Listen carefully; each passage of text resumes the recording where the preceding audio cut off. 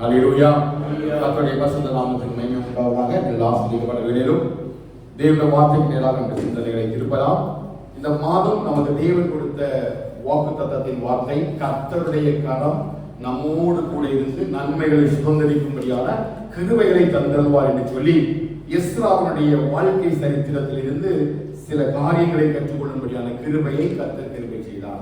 ஆமென். கர்த்தருடைய கரம் ஒரு தேவ மனுஷனுடைய வாழ்க்கையில இருக்கிறதுனால எஸ்ராவுடைய பிரயாணத்தை தான் கர்த்தர் வாய்க்க பண்ணி அவனுடைய சத்துருக்களுக்கு அவனை விலக்கி, அவன் பதிவிருக்கிறவருடைய கைக்கு அவனை விலக்கி பாதுகாத்து அவனை பாபிலோன் தேசத்திலிருந்து மறுபடியும் எருசலேமிலே வந்து ஆண்டவருடைய ஆலயத்திற்கான காரியங்களை செய்யும்படியாய் கர்த்தருடைய கரம் அவனை பலப்படுத்தினது. அப்படியே கர்த்தருடைய கரம் இந்த மாதம் முழுவதும் நம்மோடு கூட இருந்து கிரியை செய்யும் என்பதை குறித்து நல்ல ஒரு அழகான வார்த்தையை தேவன் நம்மோடு கூட பகிர்ந்து கொண்டார். இந்த நாளிலும் கர்த்தருடைய பலத்த கரத்தை குறித்து நாம் பார்க்க போகிறோம். கர்த்தருடைய கரம் எஸ்ராவின் மீது இருந்தது. எஸ்ராவின் மீது இருந்த கர்த்தருடைய கரம் என்பது அது முதலாவது அதிகாரத்திலே தயவுள்ள கரம் என்று சொல்லப்பட்டிருக்கிறது. அந்த தயவுள்ள கரம் மேல் இருந்ததுனால ராஜா அவனுக்கு கேட்ட எல்லாவற்றையும் தயவையும் இரக்கத்தையும் பாராட்டி கொடுத்தார் என்பதையும் கடந்த வாரத்தில் நாம் தியானித்தோம். இன்னைக்கு அதே கர்த்தருடைய கரம் தேவ பிள்ளையுடைய வாழ்க்கையில பலத்த கரமாக கிரியை செய்கிறது என்பதை குறித்து நாம் பார்க்க போகிறோம். ஹல்லேலூயா. கர்த்தருடைய கரம் எப்படி கிரியை செய்வது? பலத்த கரமாக கிரியை செய்வது. தேவனுடைய கரம் அவரை தேடுவதற்கு மட்டும்தான் எப்படி இருக்கிறது? நன்மையாக இருக்கிறது என்று சொல்லி எஸ்ரா புத்தகத்தில் வாசிக்கிறோம். அந்த வசனத்தை ஒரு கப்பறம் வாசித்து நான் அடுத்த வார்த்தைக்கு நம்ம போகலாம். எஸ்ரா புத்தகம் 8வது அதிகாரம் 22வது வசனத்துல 2வது பகுதியை நான் வாசிக்கிறேன் பாருங்க. எங்கள் தேவனுடைய கரம், எஸ்ரா 8:22, எங்கள் தேவனுடைய கரம் தம்மை தேடுகிறவர்கள் எல்லார் மேலும் அவர்களுக்கு நன்மையாக இருக்கிறது என்று அவன் விசுவாசித்ததுனால அடுத்த வசனத்தை சொல்ற பாருங்க. அப்படியே நாங்கள் உபவாசம் பண்ணி எங்கள் தேவனிடத்திலே அதை தேடினோம், எங்கள் விண்ணப்பத்தை கேட்டார்கள். அப்போ அவங்க எல்லாருமே சேர்ந்து உபவாசம் பண்ணி கர்த்தருடைய கரத்தை தேடி இருக்கிறார்கள். கர்த்தருடைய கரம் ஒரு வாழ்க்கையில வந்ததுனால அத்தனை ஆசீர்வாதங்களை நினைச்சார்கள், சுதந்திரித்துக் கொண்டார்கள். இன்னைக்கு பாருங்க எப்படி இந்த இஸ்ராயலுடைய வாழ்க்கையில சத்துருடைய கரத்திற்கு அந்த தேவனுடைய கரம் விலக்கி பாதுகாத்தது என்பதையும் இது எப்படி பலத்த கரமாக சத்துருவுக்கு எதிராக செயல்படுகிறது என்பதை குறித்து நாம் வாசிக்க போறோம்.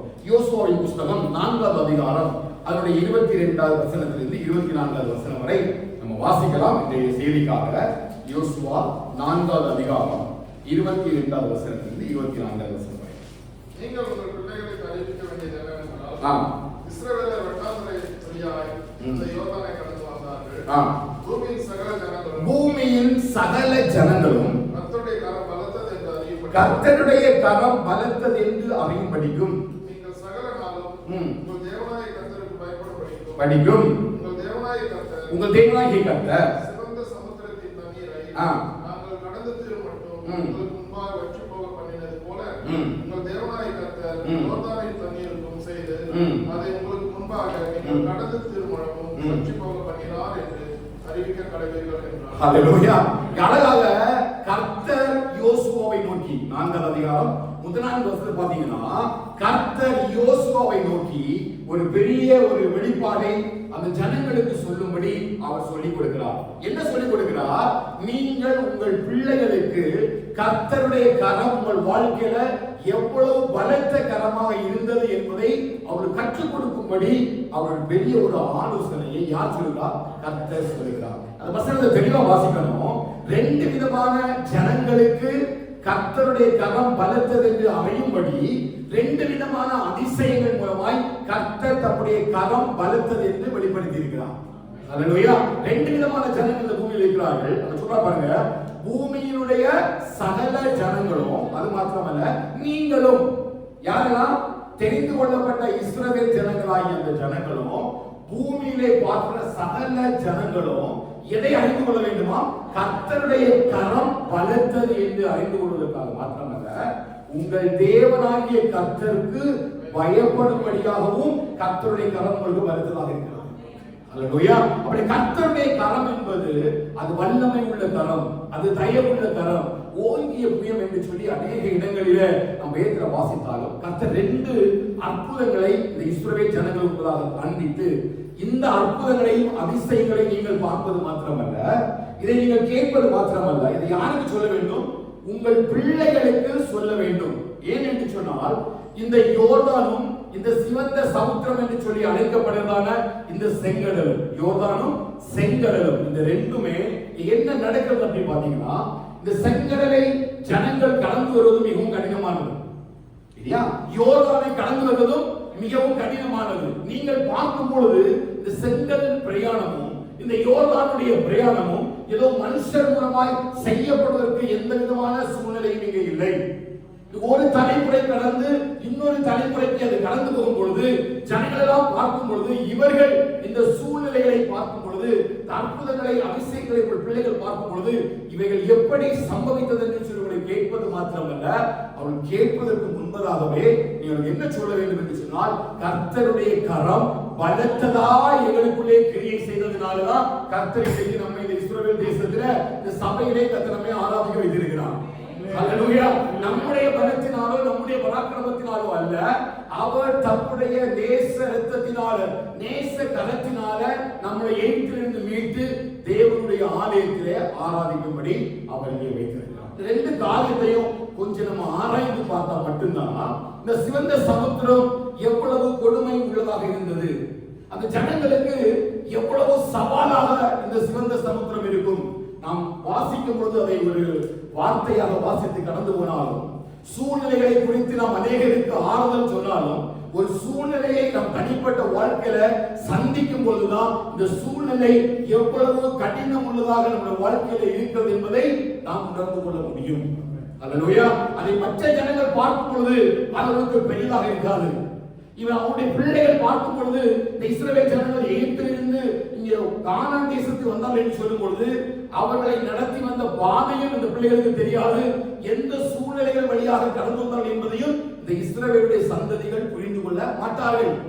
ஏனென்று சொன்னால், கர்த்தரை நடத்தின பாதை வனாந்திரத்தின் பாதை. வெறும் வனாந்திரம் மாத்திரமல்ல, அங்க இரண்டு முக்கியமான தடை கற்களாக இருக்கிற செங்கடலும் இந்த யோர்தானும். இப்ப யாத்திராகமம் 14வது அதிகாரத்தின் நேராக நம்முடைய வேதாகமத்தை திருப்பிக் கொண்டால், யாத்திராகமம் 14வது அதிகாரத்தின் நேராக நம்முடைய சிந்தனைகளை திருப்பிக் கொள்ளலாம். வாசிங்க 14வது அதிகாரம் 3வது வசனத்தை வாசிங்க. அப்பொழுது பார்ப்போம் அவர்கள் தேசத்திலே திகைத்து திரிகிறார்கள், வனாந்திரம் அவர்களை அடைத்து போட்டது என்று சொல்வான். ஆகையால் பார்வோன் அவர்களை பின்தொடரும்படிக்கு நான் அவன் இருதயத்தை கடினப்படுத்தி நானே கர்த்தர் என்பதை எடுத்து அறியும்படி பார்வோனாலும் அவருடைய எல்லா ராணுவத்தாலும் மகிமைப்படுவேன் என்றார். அவர்கள் அப்படியே செய்தார்கள். ஆமென். இப்ப ஜனங்கள் பாருங்க, இந்த எகிப்து தேசத்திலிருந்து ஜனங்களை என்ன பண்ண ஆண்டவர் விடுதலையாக்கி வெளியே கொண்டு வந்திருக்கார். இவர்களை வழி நடத்த ஆரம்பித்த அந்த முதல் நாட்களிலே, முதல் சில நாட்களிலே இவர்கள் பார்வோனுடைய கைக்கு தாங்கள் தப்புவிக்கப்பட்டதனால எவ்வளவு கொடுமையாக அடிமையாக நடத்தப்பட்ட இந்த ஜனங்கள் இப்பொழுதுதான் மகிழ்ச்சியோடும் பண்டிகையின் ஆரவாரத்தோடும் மகிழ்ச்சியின் சத்தத்தோடும் கம்பீர சத்தத்தோடும் இவர்கள் அந்த பாபிலோனுக்கு தேசத்தில் அடிமைத்தனத்தில் இருந்தது போல அவள் எகிப்து தேசத்தின் அடிமைத்தனத்தில் இருந்து எங்கு வராங்க? ஆண்டவர் நடத்துகிற வழிக்கு நடந்து வராங்க. ஆரம்பத்தில் நடத்த ஆரம்பிக்கும் பொழுது இவர்களுக்கு மகிழ்ச்சியாக தான் வந்தார்கள். என்ன மகிழ்ச்சி?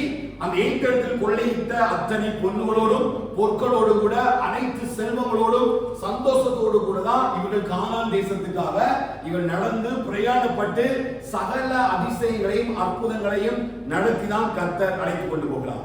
மோசேட்ட சொன்னாரு, அவன் என்னுடைய பலத்த கையினுடைய கிரியைகளை பார்த்து அவன் உங்களை போக விடுவான் என்று சொல்லி அந்த பார்வோனுடைய அரண்மனையில தம்முடைய பலத்த கரத்தினால பெரிய கிரியைகளை தேவனங்கை செய்து அவளை அழைத்துக் கொண்டு போன சம்பவத்தை நாம் அங்கே வாசிக்க முடியும். அப்படி இவர்கள் சந்தோஷத்தோடும் சமாதானத்தோடு கூட தான் இந்த வனாந்தரத்தில் பிரயாணத்தை ஆரம்பிக்கிறார்கள். அல்லேலூயா. ஆவிக்குரிய ஓட்டம் முதல்ல ஆரம்பத்துல நல்ல சந்தோஷமா தான் இருக்கும். ரட்சிக்கப்பட்ட நாள்ல நம்ம ஞானஸ்நானம் எடுத்த நாட்கள்ல ஆராதனைக்கு வரும்பொழுது மிகவும் ஆரவாரத்தோடு சந்தோஷத்தோடு முதலாவதாக நம்ம ஆலயத்துக்குள்ள வந்து நம்ம ஜெபிக்கமாக இருக்கட்டும், எல்லா ஜெப கூடுகைகளிலே கலந்து கொள்வதால எந்த ஒரு சூழ்நிலையாக இருந்தாலும் மிகுந்த சமாதானத்தோடும் சந்தோஷத்தோடு வருவது உண்டு. அப்படி இந்த ஜனங்கள் அவர் என்ன நடந்தது என்று சொன்னால் எல்லாரும் தெரியும். அவ்வளவு தூரம் ஒடுக்கப்பட்டார்கள், அவ்வளவு தூரம் நெருக்கப்பட்டார்கள், விடுதலையாக்குவதற்கு யாருமே இல்லை. தேவன் அவருடைய கூக்குரலின் சத்தத்தை கேட்டு அவர் அந்த இடத்திலிருந்து விடுதலையாக்கி கொண்டு போகிறார். ஹல்லேலூயா. அவர் விடுதலையாக்கப்பட்ட மகிழ்ச்சியில என்ன எண்ணத்தோடு நடந்து சொல்கிறார்கள், இனி எங்களுக்கு எந்த நிந்தனையும் இல்லை, எங்களுக்கு எந்த பாடுகளும் இல்லை, இனி வருத்தம் இல்லை, சந்தோஷமாக வனாந்தரத்தில் சர்வவல்லமையுள்ள தேவன் தம்முடைய பலத்த கிரிகளை வெளிப்படுத்தி தங்களை அழைத்துக் கொண்டு போகிறார்கள் என்கிறதான மிகப்பெரிய சந்தோஷத்தோடு தான் வருகிறார்கள். ஆனால் இந்த இடத்தை வாசிக்கும் பொழுது இரவும் பகலும் அவனை வழிநடத்த கொடும்படிக்கு கர்த்தர் பகலிலே அவனை வழிநடத்த மேக ஸ்தம்பத்திலும் இரவில் அவளுக்கு வெளிச்சம் காட்ட அக்கினி ஸ்தம்பத்திலும் அவளுக்கு முன் சென்றார். பகலிலே மேக ஸ்தம்பமும் இரவிலே அக்கினி ஸ்தம்பமும் ஜனங்களிடத்திலிருந்து விலகி போகவில்லை. அப்ப அக்கினி ஸ்தம்பமும் மேக ஸ்தம்பமும் கூடாதுதான் இவர் வழிநடத்தப்படுகிறார். இவர்களுக்கு என்ன சந்தோஷம் அப்படின்னா, தேவனுடைய கரம் இவங்க கூட இருந்து கொண்டே இருக்கிறது. இனி யாரையும் எங்களை என்ன செய்ய முடியாது, அடிமையாக்க முடியாது. இனி யாருக்கு நாங்கள் அடிமை இல்லை. எங்கள் தேவன் சர்வ வல்லமையுள்ள தேவன் என்று சொல்லி ரட்சிக்கப்பட்ட சனங்களாய் வேதம் சொல்லும் போல கர்த்தரால் மீட்கப்பட்டவர்கள் ஆனந்த களிப்புடன் பாடி கெம்பீர சத்தத்தோட சீயோனுக்கு வருவார்கள். நித்திய மகிழ்ச்சியோடு தலைமையில் இருக்கும், சஞ்சலமும் தவிப்பும் ஓடி போகும் என்று சொன்னது போல கர்த்தரால் மீட்கப்பட்ட இந்த ஜனங்கள், தேவ ஜனங்கள் ஆடி பாடி ஆனந்தமாய் வனாந்திரத்துக்குள்ள வரும் பொழுதுதான் ஒரு முக்கியமான ஒரு சூழ்நிலைக்குள்ள கர்த்தரை கொண்டு வருகிறார். அல்லேலூயா. இங்க இவர்களுக்கு இதனுடைய ரகசியம் புரியவில்லை. ஆண்டவர் சொல்றார், பார்வோன் மறுபடியும் வருவான். எப்படி வருவான்? வனாந்திரத்திலே இந்த ஜனங்கள் அடைக்கப்பட்டு விட்டார்கள். வனாந்திரத்தில் ஜனங்களுக்கு போவதற்கு பாதை இல்லை என்று சொல்லி அலைந்து திரிவார்கள் என்று சொல்லி ஆண்டவர் பார்வோனுடைய இருதயத்தை கடினப்படுத்துகிறார். சில நேரங்களில் அவருடைய கரம் நமக்குள்ள பலத்ததாய் செயல்படுகிறது என்பதற்கு நமக்கு காட்டும்படியாக சில சூழ்நிலைகளை அங்கே அனுமதிக்கிறார். ஹல்லேலூயா. அப்ப ஆரம்பத்துல விடுவிக்கப்பட்ட நேரத்தில் எவ்வளவு மகிழ்ச்சியோடு ஆரவாரத்தோடு ஆனந்த சத்தத்தோடு பாடி வருகிறோமோ அதே ஆனந்தத்தோடு பாடி நிச்சயமா இந்த செங்கடலையும் கர்த்தர் நமக்கு பாதை காட்டுவார் என்கிற விசுவாசத்துல ஓடும்படிக்கு நம்ம என்ன செய்யணும்? விசுவாசிக்க வேண்டும். ஆனா ஜனங்களை பாருங்க, ஆரவாரத்தோடு கூட தான் கிளம்புறாங்க. அக்கினி ஸ்தம்பம் இருக்குது, மேக ஸ்தம்பம் இருக்குது. மோசே என்கிற ஒரு தேவ மனிதனை வச்சு சகல பாதைகளிலும் ஒரு கொல்லாப்பும் இல்லாம நடத்தி கொண்டு போகிற தேவனை ஒரு சின்ன ஒரு விஷயத்துல என்ன பண்றாங்க? முறுமுறுக்க ஆரம்பிக்கிறாங்க. அல்லேலூயா. அதேதான் யோசுவாவுக்கு ஆண்டவர் சொன்னார், நான் இதை செய்வதற்கு ஒரே ஒரு காரணம், பார்வோனுடைய இதயத்தை கடினப்படுத்தி இங்க கொண்டு வருவதற்கும் இந்த செங்கடல் வழியாக இதை வழிநடத்தி கொண்டு போவதற்கும் ஒரே ஒரு காரியம் என்ன அப்படின்னா, பூமியில் உள்ள சகல ஜனமும் நீங்களும் கர்த்தருடைய கரம் பலத்ததென்று அறியணும். சத்தமாக சொல்ல பார்க்கலாம். சரி, இக்கட்டுகளுக்கும் நெருக்கங்களுக்கும் என்ன காரணம் அப்படின்னா, கர்த்தருடைய கரம் நம்ம கூட இருக்கிறது என்பதை அறியும்படிதான் சில காரியத்தை கர்த்தர் வாழ்க்கையில அனுமதிக்கிறார். நிச்சயமா கர்த்தருடைய கரம் அதை செய்து முடிக்கும். அவர் செய்யக்கூடாதபடி கையில ஒன்று பொறுக்கி போகவில்லை. அல்லேலூயா. அவர் செய்ய முடியாதபடி கையில ஒன்று கட்டப்படவில்லை. அவர் இன்னும் என்றும் ஜீவிக்கிற தேவனாக இருக்கிறார். அவர் நேற்றும் இன்னும் என்றும் மாறாத தேவனாக தான் வாழ்ந்து கொண்டிருக்கிறார். இந்த தேவன் என்னென்னைக்கும் உள்ள சதாகால தேவன், நம்முடைய தேவன் தான். அவர் மரண வரையிலுமே நடத்துவார். இந்த விசுவாசத்தை தான் இந்த வார்த்தை மூலமாய் கர்த்தர் நமக்குள்ள விதைக்க ஆரம்பிக்கிறார். பயப்படாதீங்க, பலத்த கரம் உங்க கூட இருக்குது.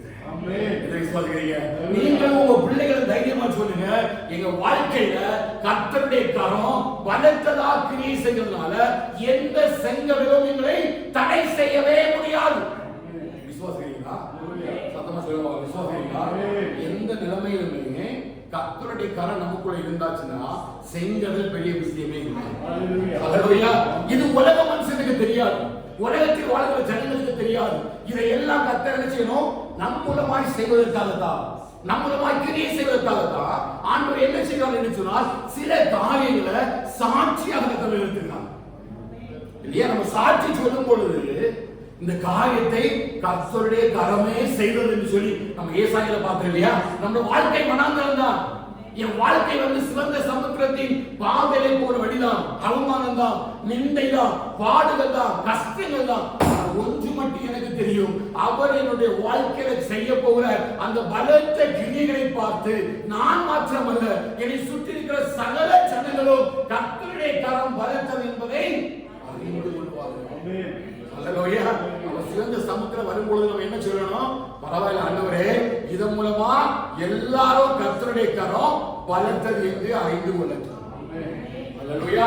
பாடுகள் மூலமா போறோமா, வேதனைகள் மூலமா போறோமா, கஷ்டங்கள் மூலமா போறோமா? பல 6 லட்சம் பேர் வேற வழியே கிடையாது. நான் கொஞ்சம் ஆராய்ந்து பார்த்தேன்.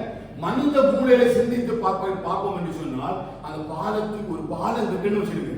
மனுஷன் நினைப்பான் அட்லீஸ்ட் ஒரு பாலம் கட்டணும், இல்ல ஒரு கப்பலை கொண்டு வந்து 6 லட்சம் பேரை நினைச்ச முடியாது, கொண்டு போக முடியாது. இப்ப ஜனங்கள் திகைத்து நிற்கிறார்கள். ஆண்டுடைய அன்பை பார்த்த ஜனங்கள் ஓங்கிய புயத்தினாலும் அது ஓங்கி பலத்த கையினாலும் தான் இந்த ஜனங்களை மீட்டு கொண்டு வந்தேன் என்று சொல்லி வாக்குத்தத்தம் பண்ணின தேவன் பார்வோனுடைய அரண்மனையில தன்னுடைய பலத்த கைகளின் கிரிகளை காண்பித்து கொடுத்து எடுத்துட்டு வராரு. இவனுக்கு தெரியும் மோசே தனிமையாக பேச முடியாது, விடுவிக்க முடியாது. ஆனா பலத்த கையினுடைய கிரிகளை வைத்துதான் ஆண்டவர் ஜனங்களை கொண்டு வராரு என்பது இவனுக்கு தெரியும். அக்கினி ஸ்தம்பமும் தெரியும், மேக ஸ்தம்பமும் தெரியும். அநேக முறை நமக்கு வசனம் தெரிகிறது, வார்த்தை தெரிகிறது, வேதத்தினுடைய சில காரியங்களும் வாக்குத்தத்தங்களும் நமக்கு தெரிகிறது. ஆனால் விசுவாசத்தின் மூலமாய் அவை செயல்படுத்தப்படவில்லை. வார்த்தைகளை நம்ம பேசுறோம், வார்த்தைகளை வாசிக்கிறோம், வார்த்தைகளை தியானிக்கிறோம். ஆனால் வார்த்தைகள் கிரியைகள் மூலமாக கீழ்ப்படிதலுக்குள்ள செயல்படுத்தப்பட முடியவில்லை. அது ஒரு தேவன் இருக்கிறார், சர்வவல்லமையுள்ள தேவன், கண்கூடாக பார்க்கிறார்கள். எவ்வளவு அதிசயமாய் இந்த இடத்துல நடத்தி வருகிறார் பாருங்க. கொள்ளையடித்த பொருட்கள், நிறைய பொன்னு வெள்ளி உடைமையெல்லாம் கொள்ளையடித்து தம்முடைய பைகளெல்லாம் நிரப்பிக் கொண்டு அவ்வளவு நாள் வேலைக்கு கொடுக்காத சம்பளத்தை பெற்றுக் கொண்டது போல அழகாக நடந்து வரும் பொழுதுதான் இந்த சமுத்திரத்தை பார்க்கிறார்கள். இந்த சமுத்திரம் காண்பிக்கப்படுவதற்கு முன்பதாக அவருடைய தேவன் எவ்வளவு சர்வ வல்லமை உள்ள தேவன் என்பதை அவர் காண்பித்தார். எப்படி காண்பித்தார்? அந்த யூடின் வனாந்தரத்தில் அக்கினி ஸ்தம்பமாகவும் மேக ஸ்தம்பமாகவும் தன்னை வெளிப்படுத்தினார். ஆனாலும் இந்த ஜனங்கள் அதை செய்யல, விசுவாசிகள். அதான் நினைக்கிறேன், கர்த்தருடைய கரம் இன்றைக்கும் பலத்ததுதான். ஆண்டவர் சொன்னார், என்னால் செய்யக்கூடாத அதிசயமான காரியம் வந்து உண்டோ? நான் செய்யக்கூடாதபடிக்கு ஒரு காரியமும் தடையாகவில்லை. என் கைகள் கட்டப்படவில்லை, என் கால்களும் கைகளும் குறுகி போகவில்லை. மனுஷரால் கூடாத எல்லாம் தேவனால கூடும் என்று சொல்லி தேவனுடைய வார்த்தை எனக்குள்ள விதைக்கப்பட்டாலும் அந்த வார்த்தை விசுவாசத்தின் கிரிகளினால அது செயல்படுத்தப்படாமல் இருக்கிறதுனாலதான் இன்னும் சில சிவந்த சமுத்திரம் நமக்கு முன்பாக இருக்கிறது. சில சிவந்த சமுத்திரத்தை ஏன் என்னால கடக்க முடியல அப்படின்னா, கர்த்தருடைய கரம் பலத்தது என்று சொல்லி எனக்கு தெரியும். கர்த்தருடைய கரம் பலத்தது என்று சொல்லி தெரியும். சிவந்த சமுத்திரத்தை எளிதாக யாரும் நீந்தி கடந்து விட முடியாது. 1-2 பேர் அல்ல, சிறு குழந்தைகள், கை குழந்தைகள், இல்லையா ஆடு மாடுகள் என்று சொல்லி ஏராளமான ஜனங்கள். புருஷன் மட்டும் 6 லட்சம் பேர், அவனோட மனைவிகள், பிள்ளைகள் என்று சொல்லி ஒரு பெரிய பரிவாரம். அவ்வளவு பெரிய பரிவாரத்தை ஒரு சிவந்த சமுத்திரத்துக்குள்ளாக எந்த கடவுளாலே நடத்தி செல்லவே முடியாது. ஏன் சொல்லுங்க, சமுத்திரம் அவர்களை மூழ்கடித்து விடும். இல்லையா? அத வெள்ளம் போல சத்துரு வந்தாலும் ஆவியானவர் நமக்கு கொடி பிடிப்பார். அப்போ சத்துரு எப்படி வரா? சிவந்த சமுத்திரத்தை போல நம்மளை ரொம்ப நெருக்கி, நம்மளை ரொம்ப ஒடுக்கி, நம்ம எழும்ப கூடாதபடிக்கு எல்லா இடத்திலையும் அவன் எப்படி வரா? தண்ணீர்களை போல நம்மளை அடித்து கொண்டு போகும்படி வருகிறான். ஆனால் வேதம் சொல்லுது, அந்த நேரத்தில் கர்த்தருடைய ஆவியானவர் நமக்காக கொடி பிடிக்கிறார். சூழ்நிலைகள் தண்ணீர் போல இருந்தாலும், சூழ்நிலைகள் சிவந்த சமுத்திரத்தை போல இருந்தாலும், நாம் ஒன்றை குறித்து என்ன செய்யக்கூடாது? கவலைப்படவே கூடாது. ஏன் கவலைப்படக்கூடாதுன்னா, இந்த வார்த்தை என்ன? கர்த்தருடைய பலத்த கரம் தான் இதை செய்திருக்கிறார். இது ஆண்டவரே சொல்லுகிறார். யோசுவா சொல்லல, கர்த்தர் யோசுவாட்ட சொல்லி யோசுவா தான் அந்த ஜனங்களுக்கு சொல்றாரு. அவர் செய்ததற்கு முக்கியமான காரணம், ஒருவிடம் நினைச்சிருக்கலாம் இல்லையா, இந்த சிவந்த சமுத்திரம் இல்லாத வழிகளில் கர்த்தர் என்ன செய்யலாம்? நடத்தி கொண்டு போகலாம். அப்படிதானே? யோசேப்பு எழுதினால யாக்கோபு எப்படி போறாரு இல்லையா? எகிப்தில் இருந்து அவர் போகும்பொழுது கானானில் இருக்கிறவர் எகிப்துக்கு போனாரா இல்லையா? அப்ப போகும்பொழுது வண்டிகளோட தான் அனுப்பப்பட்டார். அப்ப அழகாக நடந்து போயிட்டாரு. அப்ப இந்த ஜனங்களுக்கு ஒரு எண்ணம் இருந்திருக்கலாம், ஒருவேளை கர்த்தர் சிவந்த சமுத்திரம் இல்லாத பாதைகள் உண்டு இல்ல. ஒரு இடத்துல ஆண்டவர் சொல்றாரு, இவர் யுத்தங்களை பார்த்து சோர்ந்து போல் என்பதற்காக தான் கர்த்தர் வேறொரு பாதையை நடத்தினாலும் கூட கர்த்தருடைய முக்கியமான நோக்கம் என்ன அப்படின்னா, சிவந்த சமுத்திரம் வரும்பொழுதுதான் உன்னை நடத்துகிற தேவனுடைய கரம் எவ்வளவு பலத்தது என்பதை நம்ம அறிந்து கொள்ள முடியும். சோதனையே இல்ல, பாடுகளே இல்ல, கஷ்டமே இல்ல, நஷ்டமே இல்லாம நம்ம வாழ்ந்தோம்னா நம் தேவனுடைய கரம் எவ்வளவு பலத்தது என்பதை நம்ம அறிய முடியாது. விசுவாசிங்களா? ஒண்ணுமே இல்லாம நம்ம ஓடிட்டு இருந்தோம்னா நம்மளுடைய கர்த்தருடைய கரம் தான் நம்ம நடத்துறது நினைச்சாது தெரியாது. ஏமே சில நேரங்களை நம்ம நடத்துகிறார், சில நேரங்களை நம்ம உருவாக்கும்படி நடத்துகிறார், சில நேரங்களை உடைக்கும்படி நடத்துகிறார், சில நேரங்களை கட்டுகிறார், சில நேரங்களை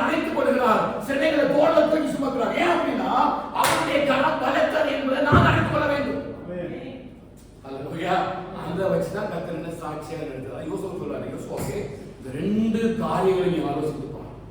இந்த 2 காரியங்களையும் நீ மறக்காம யார்கிட்ட சொல்லணும்? உன் பிள்ளைகளுடைய பிள்ளைகளுக்கு சொல்லும்படி நீ கட்டளையிடணும். ஏன் அப்படின்னா, ஒருவேளை இந்த ஜனங்கள் எப்படி ஆண்டவர் இந்த ஜனங்களை கொண்டு இருக்க முடியும்? இது என்ன பெரிய விஷயமா? கானான் தேசத்துக்கு கொண்டு வரும்படி எகிப்திலிருந்து வருவது எவ்வளவு லகுவான பாதை. அவங்க ஒரு மேப் வச்சிருப்பாங்க இல்லையா? எந்த மேப்? வெரி ஷார்டஸ்ட் பாத்து வச்சிருப்பாங்க. நம்ம பிள்ளைங்க நினைப்பாங்க, நம்ம அம்மா படிச்சாதான் வேலை கிடைச்சது, நல்லா ஜாலியா இருக்கலாம் அப்படின்னு நம்ம நினைச்சிருப்பாங்க. ஆனா அம்மாவை ஆண்டவர் சிவந்த சமுத்திரத்துக்கு வழியாக நடத்திருந்தாலும் யாருக்கு தெரியாது? பிள்ளைகளுக்கு தெரியாது. டெக்னாலஜி வளர்ந்துருச்சு, நீ உலகம் பெருசாயிடுச்சு இல்லையா? பிள்ளைங்க நினைக்கிறாங்க ஒன்னும் பிரச்சனை, அம்மா படிச்சாங்க, அம்மாவுக்கு வேலை கிடைச்சி நல்லா இருக்கிறோம், வாழ்க்கையில ஜாலியாக போகுது. ஆனா இதற்குள்ள எத்தனை யோதான்கள், இதற்குள்ள எத்தனை சிவந்த சமுத்திரம், இதற்குள்ள எத்தனை எரிவப்பட்டவர்களால் உடைத்து தகர்த்து வந்தோம் என்பது யாருக்கு தெரியாது? பிள்ளைகளுக்கு தெரியும். பிள்ளைகள் அழைத்து சொல்லணுமா, நீ பார்க்கிறது இல்லப்பா, இந்த பாதை வழியாய் கர்த்தர் என்ன நடத்தல. நம்ம ஒரு நாள் அந்த சிவந்த செங்கல் முன்பதாக தீக்கற்றவர்களாய், வழி தெரியாதவர்களாய், தூரர்களாய், யார் எங்களுக்கு விடுதலை தருவார் என்கிற ஒரு நம்பிக்கை இல்லாமல் இருந்த பொழுது கர்த்தருடைய கரம் பலத்ததாய் இறங்கினது. எதவே சொல்றீங்க பிள்ளைகளுக்கு? ஹல்லேலூயா. கர்த்தர் நம்முடைய வாழ்க்கையில செய்ததை நம்ம என்ன சொல்லணும்? நம்முடைய பிள்ளைகளுக்கு, சந்ததிகளுக்கு சொல்லணும். அது மாத்திரமல்ல, நம்மை சுற்றிலும் இருக்கிற சகல ஜனங்களுக்கும் கர்த்தருடைய பலத்த கரம்தான் என்னை இம்மட்டும் நடத்தி வந்தது என்பதை ஹல்லேலூயா. அப்பதான் இந்த ஜனங்களுக்கு என்ன செய்யும் தெரியும். இல்லைங்க கடந்து போற பாதைகள் இல்லாம இந்த ஜனங்கள் நடந்து வர பாதைகள் இதை பார்க்கும் பொழுது எல்லாரும் சந்தோஷமா இருந்திருப்பார்கள். ஆனா செங்கடலை குறித்த அனுபவம் யாருக்கும் நம்மை பார்க்கும் பொழுது நம்ம நல்ல டிப்டாப்பா ட்ரெஸ் பண்றோம், நல்ல வண்டி வச்சிருக்கிறோம், நல்ல ஜாலியா இருக்கிறோம், நம்ம முக பாவனையில பார்க்கும் பொழுது பல போர்களை காட்டி போது நினைச்சுட்டே இருக்காங்க. ஆனா உள்ளுக்குள்ள எத்தனை செங்கடல்களை நாம் சிக்கி திணறுகிறோம் என்பது என் தேவனுக்கு மட்டும்தான் தெரியும். ஏதோ விசுவாசிக்கிறீங்க? ஹல்லேலூயா. எத்தனை செங்கடல்கள் யாருக்கும் தெரியாது. என்ன பார்க்கும் பொழுது நினைக்கிறாங்க, ஓ நடந்துல பாருப்பா, நல்ல ட்ரெஸ் பண்றான், நல்ல கார்ல வரான், வெளிநாட்டுல எல்லாம் வாழ்றான்டா அப்படின்னு அநேக பேர் என்னை பார்த்து என் முகத்தை பார்த்து பேசுவார்கள். ஆனால் ஒருவருக்கு மட்டும்தான் தெரியும், அவர் என்னை நடத்தி வந்த பாதைகள் செங்கடலின் வழியாக நடத்தி வந்தார். ஹல்லேலூயா. எத்தனை முறை செங்கடலிலே மூழ்கி விடுவேன் என்று நினைத்த நாட்கள்லாம் உண்டு. இந்த செங்கடலை தாண்டி என்னால் மறுபடியும் மறு தேசத்துக்கு போக முடியுமா? நான் இருளுக்குள்ள நடக்கிறேன், ஒரு வெளிச்சத்தை என் கண்களால் காண முடியுமா? இந்த தேசத்தில் எனக்கு இப்படிப்பட்ட சூழ்நிலை உருவாகுமா என்று சொல்லி நினைத்த எத்தனையோ செங்கடலின் பாதைகள் உண்டு. நல்ல மாநில கர்த்தர் ஆவியானவர் தான் நமக்கு நினைவு கூட்டுகிறார். செங்கடலை ஒன்றும் சேதப்படுத்துவதற்காக அல்ல, கர்த்தருடைய கரம் எவ்வளவு பலத்தது என்பதை அவர் எனக்கு உணர்த்தும்படியாக தான் கர்த்தர் நடத்தி வந்திருக்கிறார். ஹல்லேலூயா. நானா விசுவாசிக்கிறேன். எவ்வளவோ அவமானங்கள், எவ்வளவோ நிந்தைகள், எவ்வளவோ பாடுகள், எவ்வளவோ சூழ்நிலையுடையதாக நடத்தப்பட்டோம். ஒவ்வொரு பாதையிலும் கர்த்தர் எங்களை செங்கடலின் வழியாக நடத்தினார். அன்னைக்கு கர்த்தர் எங்களை நடத்தின பாதைகளை நினைவு கூர்ந்து நன்றி சொல்லும்படி கற்றுக்கிறார். ஹல்லேலூயா. செங்கடல் இல்லாம ஒருவரும் தேவ ஆசீர்வாதத்துக்குள்ள வரவே முடியாது. செங்கடலின் பாதை இல்லாம ஒருவரும் தேவனுடைய அன்பை ருசிக்கவே முடியாது. செங்கடலின் அனுபவம் இல்லாம ஒருவரும் என்ன செய்ய முடியாது? தேவனுடைய ராஜ்யத்துக்குள்ள பிரவேசிக்க முடியாது. ஏன் அப்படின்னா அவருடைய கரம் பலத்தது என்பதை கர்த்தர் நமக்கு தெரிவிக்கிறார். ஹல்லேலூயா. இவர் 6 லட்சம் பேரோ கூட்டமா இருக்கிறாங்க, திசை தெரியாம திக்கற்றவர்களாய், என்ன செய்வோம் என்று தெரியாது. யோசித்து பாருங்க, சின்ன குழந்தைகளும் அதை பார்த்து பயந்திருக்கும். வேற பாதை தெரியல, எங்க நடக்க வேண்டும் என்று தெரியல, இதை யார் துவங்குவாங்கன்னு தெரியல. பெரியவர்கள் எல்லாம் சிறியவர்களை பாதுகாக்கிறார்கள். அவருடைய மனம் எப்படி இருக்கும்? மோசையை பார்த்து இருக்கிறாங்க, முறுமுறுக்கிறாங்க, எங்களை வனாந்திரத்திலே கொல்லும்படியாக கொண்டு வந்தீர். எத்தனை நாம யோசிச்சிருக்கணும்? எவ்வளவு நாள் யோசிச்சிருப்போம்? சில பாதைகள்லாம் அடைக்கப்பட்ட பொழுது இல்லையா, சில பாதைகள்லாம் நமக்கு நெருக்கமாக இடுக்கமாக இருந்த பொழுது எத்தனையோ யோசிச்சிருப்போம், இவ்வளவு கடினமான பாதையில எதற்காக நாம் நடத்தப்பட வேண்டும்? இந்த கஷ்டமான சூழ்நிலை ஏன் நடத்தப்பட வேண்டும்? எனக்கு ஏன் இந்த பிரச்சனை? எல்லாம் ஒண்ணுமே இல்லை. நம்ம வேதத்தை வாசித்தோம்னா கண்டிப்பா அதுக்கு பதில் இருக்குது. அவருடைய கரம் பலத்தது என்பதை எனக்கு அவர் விளங்கப்படும்படிதான் கர்த்தரை செய்திருக்கிறார். ஹல்லேலூயா. நீ ஒரு நாளும் உங்களுடைய காரியங்களை நினைச்சு வருத்தப்படவே செய்யாது. ஒரு நாள் ஒரு சூழ்நிலை நினைச்சு வருத்தப்படவே செய்யாத. எல்லாவற்றிலையும் கர்த்தருடைய கரம் பலத்தது என்பதை நம்ம அறியும்படிக்குதான் சில காரியங்களை நம்முடைய வாழ்க்கையில அனுமதிக்கிறார். ஏன் அனுமதிக்கிறார்? அவருடைய கரம் அப்படின்னா நமக்கு தெரியாது இல்லையா? தெரியுமா? நம்ம தான் நல்ல பாதையில் நடந்து போனோம்னா நமக்கு தீமையான பாதையில பற்றி தெரியவே செய்யாது இல்லையா? ஆனா சில இடங்களில சின்ன குண்டு குழிகள் நிறைந்த பாதை நம்ம போகும் பொழுதுதான் நம்முடைய கால்களை எவ்வளவு தெளிவாக வைக்க வேண்டும், பத்திரமாக நடக்க வேண்டும் மாத்திரமல்ல நம்மை நடத்தி கொண்டு போகிறவர் யார் என்பதையும் நாம் அதை இந்த இஸ்ரவேல் ஜனங்கள் என்ன பண்ணாங்க? மறந்து போயிட்டாங்க. ஆண்டவர் எப்பொழுதுமே குடும்பத்தை நேசிக்கிறவர். அதாவது மனுஷன் தனிமையாக இருப்பதல்ல, நல்லது கிடையாது. குடும்பத்தை தந்தார். பிள்ளைகளை கத்தனாவரும் சுதந்திரம் கற்பத்தின் கனி அவரால் கிடைக்கும் பலன் என்று சொல்லி பிள்ளைகளை தந்தார். பாருங்க, நம்மை மட்டுமல்ல அவர் நம்முடைய 1000 தலைமுறைகளை நேசிக்கிறவராக இருக்கிறார். அவருடைய வருத்தம் என்ன தெரியுமா? நம்ம சந்ததியோட ஆண்டவருடைய இந்த அன்பும் இந்த பயமும் முடிந்து போய்விடுமோ என்று சொல்லி ஆதங்கப்பட்டவராக சொல்றாரு.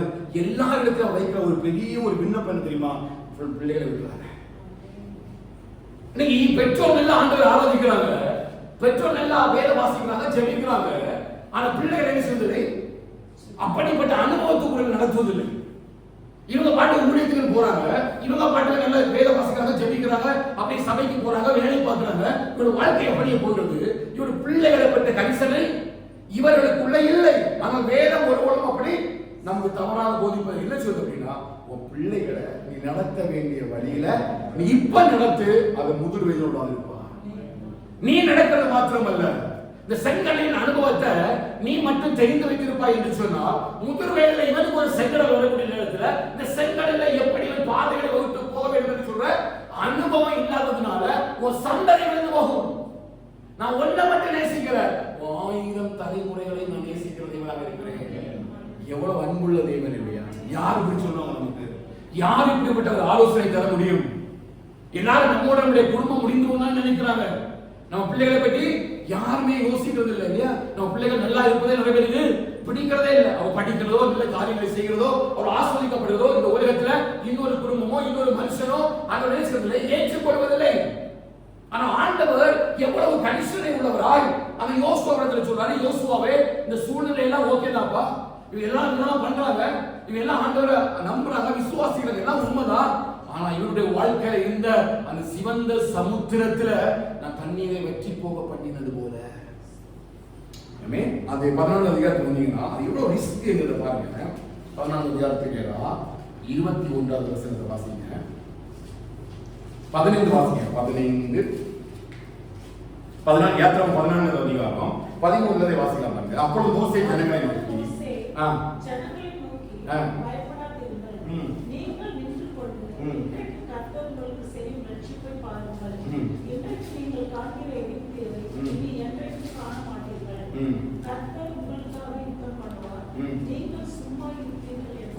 ஆண்டவர் வார்த்தையை சொன்ன உடனே மோசே என்ன பண்ண பாருங்க, இந்த ஜனங்கள் என்ன பண்ணாரு? விசுவாசத்துல கொஞ்சம் உறுதிப்படுத்துறாரு. இப்ப நீங்க நிலைமையை பார்க்காதீங்க. இப்ப யார் உங்களுக்காக யுத்தம் பண்ண போகிறா? கர்த்தர் உங்களுக்காக யுத்தம் பண்ண. இவளுக்கு நம்பிக்கையே இல்லை. ஏன்னா இப்படிப்பட்ட இடத்தை குறித்து இதுவரை கேள்விப்பட்டதும் முதலாவதாக இந்த சிவந்த சமுத்திரத்தை இதுவரை யாரும் கடந்ததில்லை. ஒருவேளை யோர்தானை கடக்கும் பொழுது இந்த சிவந்த சமுத்திரத்துடைய இந்த சாட்சியை அவர் கேள்விப்பட்டிருக்க முடியும். ஆகவே யோர்தானை நடந்து போவது அவருக்கு பெரிய கஷ்டமாக தெரிந்ததற்கு வாய்ப்பில்லை. ஆனால் முதலாக சிவந்த சமுத்திரத்துல வெட்டாந்தரையில் நடந்து போனது போலையோ இல்ல வேற எந்த ஒரு தெய்வமும் இப்படிப்பட்ட ஒரு பெரிய கிரியை செய்தது போல இல்ல செய்யறதில்லை. ஏன் ஆண்டவர் முக்கியமா விசுவாசத்தையும் பாத்தீங்கன்னா, பார்வோனுடைய அரண்மனையில செய்யப்பட்ட அநேக வாதைகளை யார் செய்தார்கள்? பார்வோனுடைய மந்திரவாதிகள் செய்தார்கள். அவர்கள் இந்த கிரிகளை எல்லாம் பார்த்து இவர்களுக்கு என்ன வர முழுமையான ஒரு விசுவாசம் வரவே இல்லை. அதனால அவர் கேட்டாங்க, வனாந்திரத்தில் கொள்ளவா இங்கே கொண்டு வந்தீங்க.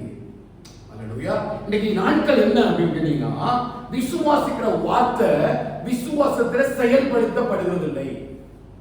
விசுவாசத்தின் வார்த்தையை நம்ம வாசிக்கிறோம், கேட்கிறோம். ஆனா இந்த விசுவாசத்தின் வார்த்தையில் என்ன செய்யப்படுவதில்லை? செயல்படுத்தப்படுது. எப்படின்னா விசுவாசம் வார்த்தை அறிக்கையாவே இருக்கிறதே தவிர அது நம்ம வாழ்வதே இல்லை இல்லையா? அவன் விசுவாசம் எப்படி வரும்? கேள்வினால வரும். கேள்வி எப்படி வரும்? வேத வசனத்தினால வரும். வேத வசனத்தை எந்த அளவுக்கு நம்ம வாசிக்கிறோமோ, வேத வசனத்தை எந்த அளவுக்கு உட்கொள்கிறோமோ அந்த அளவுக்கு எனக்குள்ள விசுவாசம் பெருகும். ஹல்லேலூயா. விசுவாசிக்கிறீங்களா இல்லையா? நான் அந்த விசுவாசத்துல எங்க அம்மாவோட வாழ்க்கையில 2 நாளா ரொம்ப நான் நினைச்சு பார்த்திருக்கேன். ஒரு முறை பைக்கில் போடுறேன்னு கீழே விழுந்து எனக்கு இறந்துட்டாங்கன்னே டெலிகிராம் பண்ணிட்டாங்க. ஒரு ஊழியத்துக்கு போயிட்டு வரும்பொழுது, அப்பா அம்மா போயிட்டு வரும்பொழுது பைக்ல இருந்து பின்னாடி விழுந்து மூக்கில் அடிபட்டு இறந்துட்டேன்னு சொல்லிட்டாங்க. ஆனால் கர்த்தர் ஜீவனை கொடுத்தார். எப்ப தெரியுமா? நான் 9th 10th படிக்க அப்படின்னா அந்த தேவன் இன்றைக்கு வரைக்கும் என் மனைவிக்கு தெரியும். அவ்வளவு வலிமை நான் உடம்புல. நான் இதை தப்பா தான் நினைச்சேன். ஆனா ஜோமன் ஆண்டவரே எதுனாலும் உங்களுடைய கிருபை தாருங்க. ஏன்னா எங்க அம்மா எப்பவுமே வேவது ஸ்தோத்திரம் ஸ்தோத்திரம் ஸ்தோத்திரம் இது மட்டும் தான் எங்க அம்மாவுக்கு தெரியும். எங்க அம்மாவை அட்டாக் பண்ணது தெரியவே செய்யாது. அந்த அளவுக்கு அவங்க என்ன பண்ணுவாங்கன்னா விசுவாசத்துல அவங்க அதிகமா வளர்றாங்க. விசுவாசத்துல அதிகமா வளர்றாங்க. எவ்வளவு சுகர் இருந்தாலும் எங்க வீட்டுல இருந்து அவங்க ஃபாஸ்டிங்கா இருந்து நம்ம கூட மாடி சாப்பிடலாம் யோசிப்பாங்க. 2 கிலோமீட்டர் சர்ச்சுக்கு நடந்து போவாங்க. மறுபடியும் அங்க 2 மணிக்கு மீட்டிங் முடிச்சு 4 மணி தான் வீட்டு வந்து தான் ஏதாவது தண்ணியோ டீயோ குடிப்பாங்க. அதெல்லாம் நல்லா தெரியும். ஆனா விசுவாசத்துல ஸ்தோத்திரம் பண்ணி வீடு வரை வந்து சேர்ந்துருவாங்க. ஹல்லேலூயா. அந்த விசுவாசத்தின் காரியங்களை நாம் அதிகமா அவங்களுக்கு தான் கற்றுக்கொண்டேன். அப்ப விசுவாசம் எப்படி செயல்படுத்தப்படும்னா நம்ம கொஞ்சம் கொஞ்சமா வாழ்க்கையில அப்ளிகேட் பண்ணும்போதுதான் அது நம்முடைய வாழ்க்கையில உறுதியையும் பலத்தையும் அது கொண்டு வருகிறது. அது எப்படி வந்து பாருங்க, இப்ப எங்க அம்மா எனக்கு சொன்னதுனாலதான் எனக்கு தெரியுது நான் அதை மறுபடியும் என் சந்ததிக்கு நான் கடத்த விரும்புறேன். இது என்னோட விட்டுறக்கூடாது. இந்த கர்த்தருக்கு பயப்படுற பயம், வேத வாசிக்கிறது, நான் ஜெபிக்கிறது, பாடுகிறது, இது ஒன்றும் என்னோட கூட அழிந்து விடக்கூடாது. என் பிள்ளைகளும் அதிலே எழும்ப வேண்டும். ஹல்லேலூயா. அது ஒண்ணுதான் என்னுடைய நோக்கம். ஹல்லேலூயா. அப்ப ஒவ்வொரு குடும்பமும் இந்த காரியத்தை எல்லாம் பிள்ளைகளுக்கு சொல்வதற்கு, ஏன்னா இன்றைய காலகட்டத்தில் இந்த வேத வசனம் என்பது பிள்ளைகளுக்கு ஒரு பெரிய வார்த்தையாகவே தெரியாது. இதை வாசிக்கும் பொழுது இவனுடைய டெக்னாலஜி பேஸ் பண்ணி படிக்கும் பொழுது இவனுடைய ஜீவனோட வார்த்தையாகவே தெரிந்து கொள்ள மாட்டார்கள். ஆனால் எல்லா டெக்னாலஜி விடவும் இதுலதான் அதிகமான கண்டுபிடிக்கப்பட்டுகிறது என்பதும் இவர்கள் உணர்ந்து கொள்ளவில்லை. ஹல்லேலூயா. அன்றைய காலகட்டத்தில் இருந்தது போலவா, நோவின் காலத்தில் இருந்தது போலவா உணர்வற்ற ஜனங்களாய் வாழ்கிற ஜனங்கள் வாழ்ந்து கொண்டிருக்கிறார்கள். ஆனால் யாரெல்லாம் அவரை தேடுகிறார்களோ அவருடைய வாழ்க்கையில கர்த்தருடைய கரம் பலத்ததாய் கிரியை செய்கிறது. ஹல்லேலூயா. தேடுவீங்களா? ஆண்டவருடைய பேர் எதுவும் கேட்காது. ஆண்டவரே உம்முடைய கரம் எங்களோடு கூட இருக்கட்டும். சாலமோன் சொன்னார் இல்லையா, என் தகப்பனுக்கு வாக்கினால் சொன்னதை கரத்தினால் செய்து முடித்தார். உங்களுக்கு சொல்லக்கூடிய வார்த்தையை உன் சந்ததிக்கு விசுவாசிக்கிறீங்களா? எதை விசுவாசிக்கிறீங்க? கர்த்தர் உங்களுக்கு வாக்குத்தத்தம் பண்றாரா? நீ வார்த்தையை உங்களுக்கு தர்றாரா? கவலைப்படாத, அதை வாங்கி வச்சிருங்க. நாளைக்கு சந்ததி சொல்லுவோம், எங்க அம்மா அப்பாவுக்கு வாக்கினால் சொன்னதை தேவன் இன்னைக்கு கரத்தினால் எனக்கு செய்து முடித்தார். ஏன் என்று சொன்னால் தேவனுடைய கரம் பலத்த கரம் என்பதை எங்க அம்மா அப்பா மட்டுமல்ல நாங்களும் மறைந்திருக்கிறோம். இந்த வார்த்தையை உங்க பிள்ளை அமைக்கை சொன்னதை விட்டுறாங்க. ஹல்லேலூயா. இந்த தேவனை நீங்க அடையாளம் கண்டு கொண்டு அப்படியே போய் விடாதுங்க. இந்த தேவனை காட்டி கொடுங்க. ஹல்லேலூயா. வேற யாரும் கூட வர மாட்டாங்க. அம்மா சூழ்நிலை மாறும் பொழுது இல்லையா, செங்கடல் அனுபவம் வரும் பொழுது யாரும் கூட இருக்க மாட்டாங்க. அம்மா அப்பா நண்பர்கள் உறவினர்கள் யாரும் இருக்க மாட்டாங்க. யார் மட்டும் இருப்பா? தேவன் மட்டும்தான். தனியா தனித்தனி ஒற்றைதான் அந்த தேவனோடு கூட இருக்கும் பொழுதுதான் இப்படிப்பட்ட செங்கடல்களை நாம் கடந்து போக முடியும். அதை கடப்பதற்கு ஒரே ஒரு பாதை என்னன்னு கேட்டீங்கன்னா கர்த்தருடைய கரம். அந்த கரத்தை நம்ம என்ன செய்யணும்? தேடணும். அதான் எஸ்றா சொல்றாரு, எங்களுக்கு தெரியும் கர்த்தரை தேடுவதற்கு அவருடைய கரம் நன்மையா இருக்கிறது என்பதை அறிந்து அதை நம்ம உபவாசத்தோடு தேடினோம். தேடுவீங்களா? நீங்க எப்படி நம்முடைய தேடுதல், நம்முடைய ஜெபம், விண்ணப்பம் எப்படி இருக்குது? எதை பற்றி நம்ம தேடுகிறோம்? எந்த விண்ணப்பம் வாழ்க்கை தேடுறோம்? உலகத்துக்குரிய ஆசைகளையும் உலகத்துக்குரிய காரியங்களையும் உலகத்துக்குரிய எல்லாத்தையும் கேட்கிறோம். ஆனா தேவனுடைய கரம் நம்ம கூட இருந்தா எல்லாமே கர்த்தர் செய்வார். ஹல்லேலூயா. எல்லாவற்றையும் பெற்றுக் கொள்வதற்கு ஒரே ஒரு கரம் தான் நம்ம கூட இருக்கும். அவருடைய கரத்தை பிடிச்சினா அதை யாக்கோபு சொன்னார், யாக்கோபே உன் வலது கரத்தை பிடித்திருக்கிறவர் சொல்லுகிறாரு, நான் உனக்கு துணை நிற்கிறேன். அவரின் வலது வாசல் இருக்கிறபடியால் நான் அசைக்கப்படுவதே இல்லை. அவரை எப்பொழுது எனக்கு முன்பாக வைத்திருக்கிறேன். காரணம் என்ன தெரியுமா? அவருடைய கரம் பலத்த கரமாக எனக்குள்ள கிரியை செய்கிறது என்பதை இததான் யோசுவாட்ட சொல்லி என்ன சொல்றாரு. இவன் மோசே சொல்லிட்டாரு, ஆனால் ஜனங்களுக்கு என்ன வரலன்னா விசுவாசம் வரல. ஏன்னா எப்படி பார்க்க முடியும்? இப்ப இங்க இருந்து ஃபிளைட் இல்லாம நம்ம இந்தியாவுக்கு போக முடியும்னு ஆண்டவர் சொல்றாரு. எத்தனை பேர் நம்ம நம்புவோம்? கண்டிப்பா நம்ப மாட்டோம். ஏன்னா இதுவரையிலுமே யாரும் போனது கிடையாது. யாருமே போனது கிடையாது. ஆனா நமக்கு தெரியும் ஆண்டவர் சொன்ன அவரால் செய்ய முடியும். அவரால் செய்யக்கூடாத அதிசயமான ஒரு காரியமும் இந்த பூமியில இல்ல. அவர் சொன்னதை செய்பவர். அல்லேலூயா. அந்த மோசே சொன்னாலும் இந்த ஜனங்களை கேட்கவே. 11வது வசனம் வாசிங்க. அப்பொழுது கர்த்தர் மோசேயை நோக்கி, நீ என்னிடத்தில் முறையிடுவது என்ன? புறப்பட்டு போங்கள் என்று இஸ்ரவேல் புத்திரருக்கு சொல்லு. நீ உன் கோலை ஓங்கி. இந்த வசனம் புரியுதா? 12வது வசனம். மோசே ஜனங்களை சொல்லிட்டாரு. என்ன சொல்றாரு? பயப்படாதீங்க, கர்த்தர் உங்களுக்காக யுத்தம் பண்ணுவா, ரட்சிப்பு பண்ணுவா சொல்லிக்கிட்டு இவன் எங்க போய் நிற்கிறான்? அங்க சண்டை போடுறான். யாருக்கு தெரியாம? இவன் சண்டை போடுறது யாருக்கு தெரியாது? இங்க சொல்றாரு, பயப்படாத பயப்படாத, அமைதியா அமைதியா, கர்த்தர் பார்த்துட்டு வர. அங்க போய் நான் என்ன பண்ணல. அப்படிப்பட்ட ஒரு சூழ்நிலை மோசே தள்ளப்படுறாங்க. எவ்வளவு காரியம் பாருங்க. இங்க எல்லாம் தைரியம் சொல்றாரு, ஒருத்தர் பயப்படாத, எல்லாம் அமைதியாக, எல்லாம் கரெக்டா நடக்கும், கர்த்தர் பார்த்துக் கொள்வார், யுத்தம் பண்ணுவார் அப்படின்னு சொல்லிட்டு கூட நின்றுக்கணும். இவன் தனியா போய் இருக்கணும். ஆண்டவரே யாருக்கு சொல்லாதுங்க, என்ன பண்ணணும் அப்படின்னு ஆண்டவர் சொல்றாரு பாருங்க. 14வது வசனம். நீ உன் கோலை ஓங்கி உன் கையை சமுத்திரத்தின் மேல் நீட்டி சமுத்திரத்தை பிளந்து விடு. அப்பொழுது இஸ்ரவேல் புத்திரர் சமுத்திரத்தின் நடுவாக வெட்டாந்தரை. மோசே நம்பக்கூடிய காரியமா இருக்குது. ஆண்டவர் மோசே கோல் எடுத்து சமுத்திரத்துல நீட்டு. அவ சமுத்திரம் என்ன ஆகுமா? நடக்கக்கூடிய சம்பவமா? சரியா? ஆண்டவர் சொல்வாரு, தம்பி ஜெபிப்பா, ஒண்ணு நடக்காது. இல்லையா? நான் முதல் நம்பி எங்க அம்மாவுக்கு அப்படி சூழ்நிலை வந்த உடனே எனக்கு கை காலெல்லாம் கிட்ட இருக்குது. கை உள்ளங்கையெல்லாம் நல்ல வசக்க ஆரம்பிச்சாச்சு. காலில் வசத்து பயத்துல இது எப்படி நம்ம ஃபேஸ் பண்ண போறோம்னு இல்லை. அப்புறம் நான் தேவனுடைய மெல்லி சத்தத்தை கேட்கிறேன். சட்டோ சத்தம், பயப்படாத, ஒன்றும் நடக்காது, எல்லாத்தையும் நான் தப்பு கொள்வேன் அப்படின்னு மெல்லிசா ஒரு சத்தம் கேட்குது. ஆனால் எனக்கு அந்த சத்தத்தை நினைச்ச முடியல, விசுவாசிக்க முடியல. நீ நம்ப மாட்டீங்க, மெல்லிய ஒரு சத்தம். அப்படியே என் பைபிள் திறந்துருக்குது. நீதிமொழிகளாம் ரெகுலர் மார்னிங் ரீடிங் ரெகுலர் நான் படிச்சுட்டு இருக்கிறேன். நான் இருக்கிறேன், அப்படி இருக்கிறேன். எனக்கு சத்தம் கேட்குது. ஆண்டு சொல்றாரு, இல்லை ஒன்றும் பயப்படாத, ஒன்றும் செய்ய மாட்டேன், கைவிட மாட்டேன், நான் பார்த்துக்கொள்வேன். ஆனால் எனக்கு தெரியும் இங்கே ப்ரெஷர் வந்து 65 60 அடங்கிட்டே இருக்குது அப்படின்னாங்க. அதுக்கு மேலே கீழே போச்சா உங்களுக்கு மெடிக்கல் தெரியும், என்ன சம்பவிக்கும் தெரியும், ஒன்றுமே தெரியாது. ஆனால் இந்த வார்த்தையை மறுபடியும் பேசிட்டு ஆண்டு சொல்றாரு, நீ எனக்கு பிரியமானவன், அவனை கைவிடுறதே இல்லை, நான் கூட இருப்பேன், கண்டிப்பாக அந்த நேரத்தையை செய்வேன் அப்படிலாம் சொல்லுவேன். ஆனால் நினைச்ச முடியல, என்னால் நம்ப முடியலை. ஆனால் அதுக்கப்புறம் பார்த்தீங்கன்னா நடந்த சம்பவம் எல்லாம் ஆச்சரியமானவை. அல்லேலூயா. அவன் விசுவாசத்தின் குறைபாடு எனக்கும் சாத்தியம் அல்ல. நான் உங்களுக்கு பேசுறேன், விசுவாசத்தை பற்றி பேசுறேன், வேத வசனத்தை உங்களுக்கு சொல்றேன், நான் விசுவாசத்தை அறிக்கைப்படும்படி எல்லாம் சொல்றேன். ஆனால் ஒரு சூழ்நிலை வரும்பொழுது என்னால் முடியல, திக்கற்றவராய் திகைத்து போய் நிற்கிறேன். ஆனால் கர்த்தருடைய வசனம் என்னை கூட முடிகிறது. அல்லேலூயா.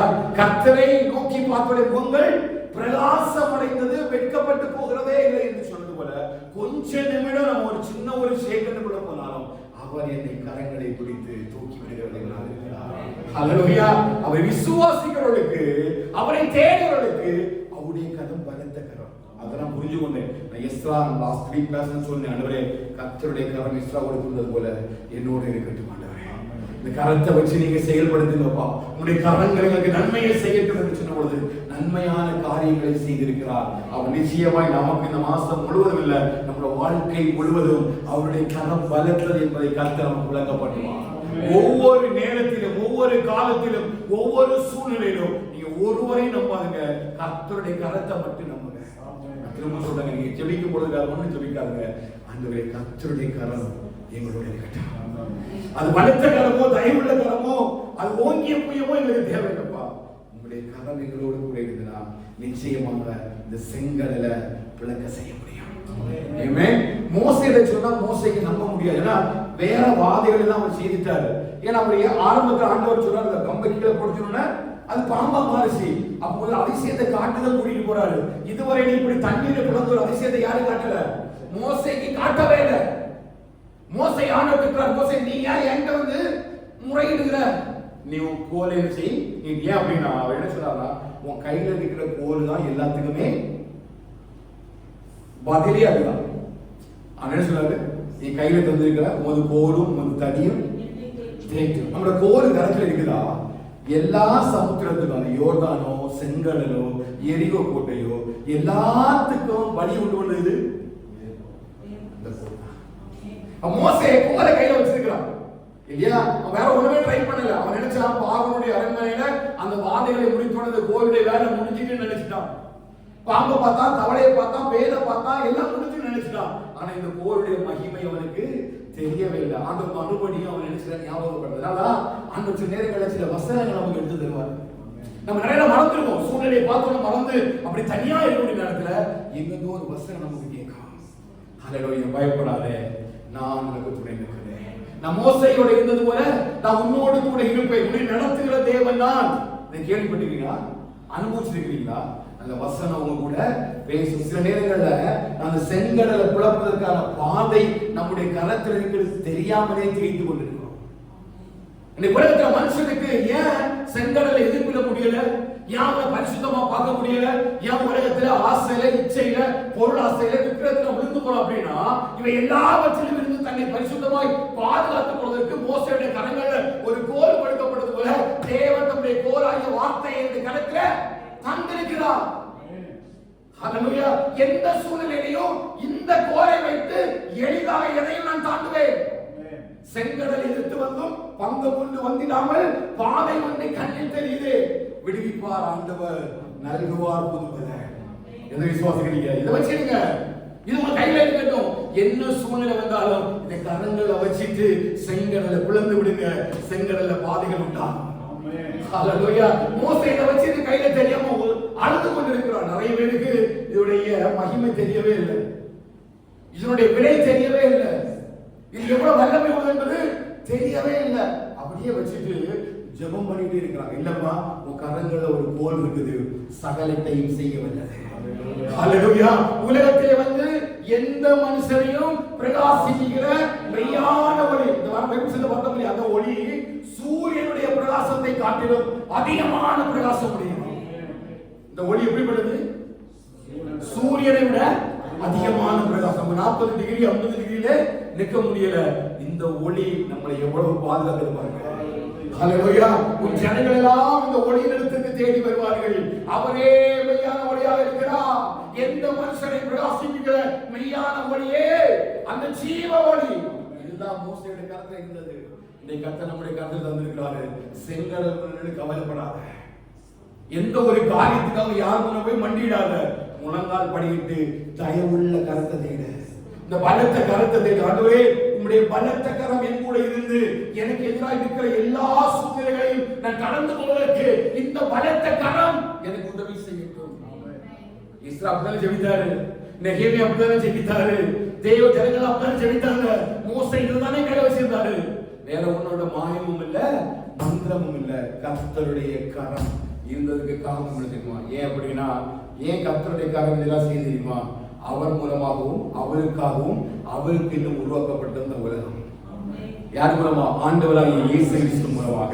என் வார்த்தையினால இந்த பூமியை படைத்தார். அவருக்காகவும் அவர் மூலமாயும் அவருக்கு எல்லாம் உருவாக்கப்பட்டது. அவன் இது மூலமா எல்லாம் உருவாக்கப்பட்டது. அவன் எது சொன்னா கேட்கும். அதனால பிசாசத்தை கொண்டா ஓடி போயிடுறான். ஹல்லேலூயா. அவன் இந்த கோலை எடுத்து நீங்க நடக்க ஆரம்பிங்க, செங்கல் எல்லாம் பிளந்து விடுங்க. யார்கிட்ட முறையிடாது, ஐயோ இது வேற எடுத்து மாற்றம் வேணும், இது வேணும் அது வேணும், ஒண்ணுமே நீங்க பண்ணாதுங்க.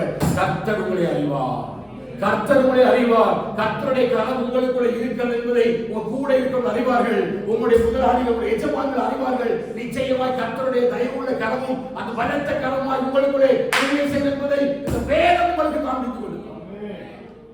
ஹல்லேலூயா. விசுவாசத்தினீங்கன்னா கண்டிப்பா என்ன செய்யும்?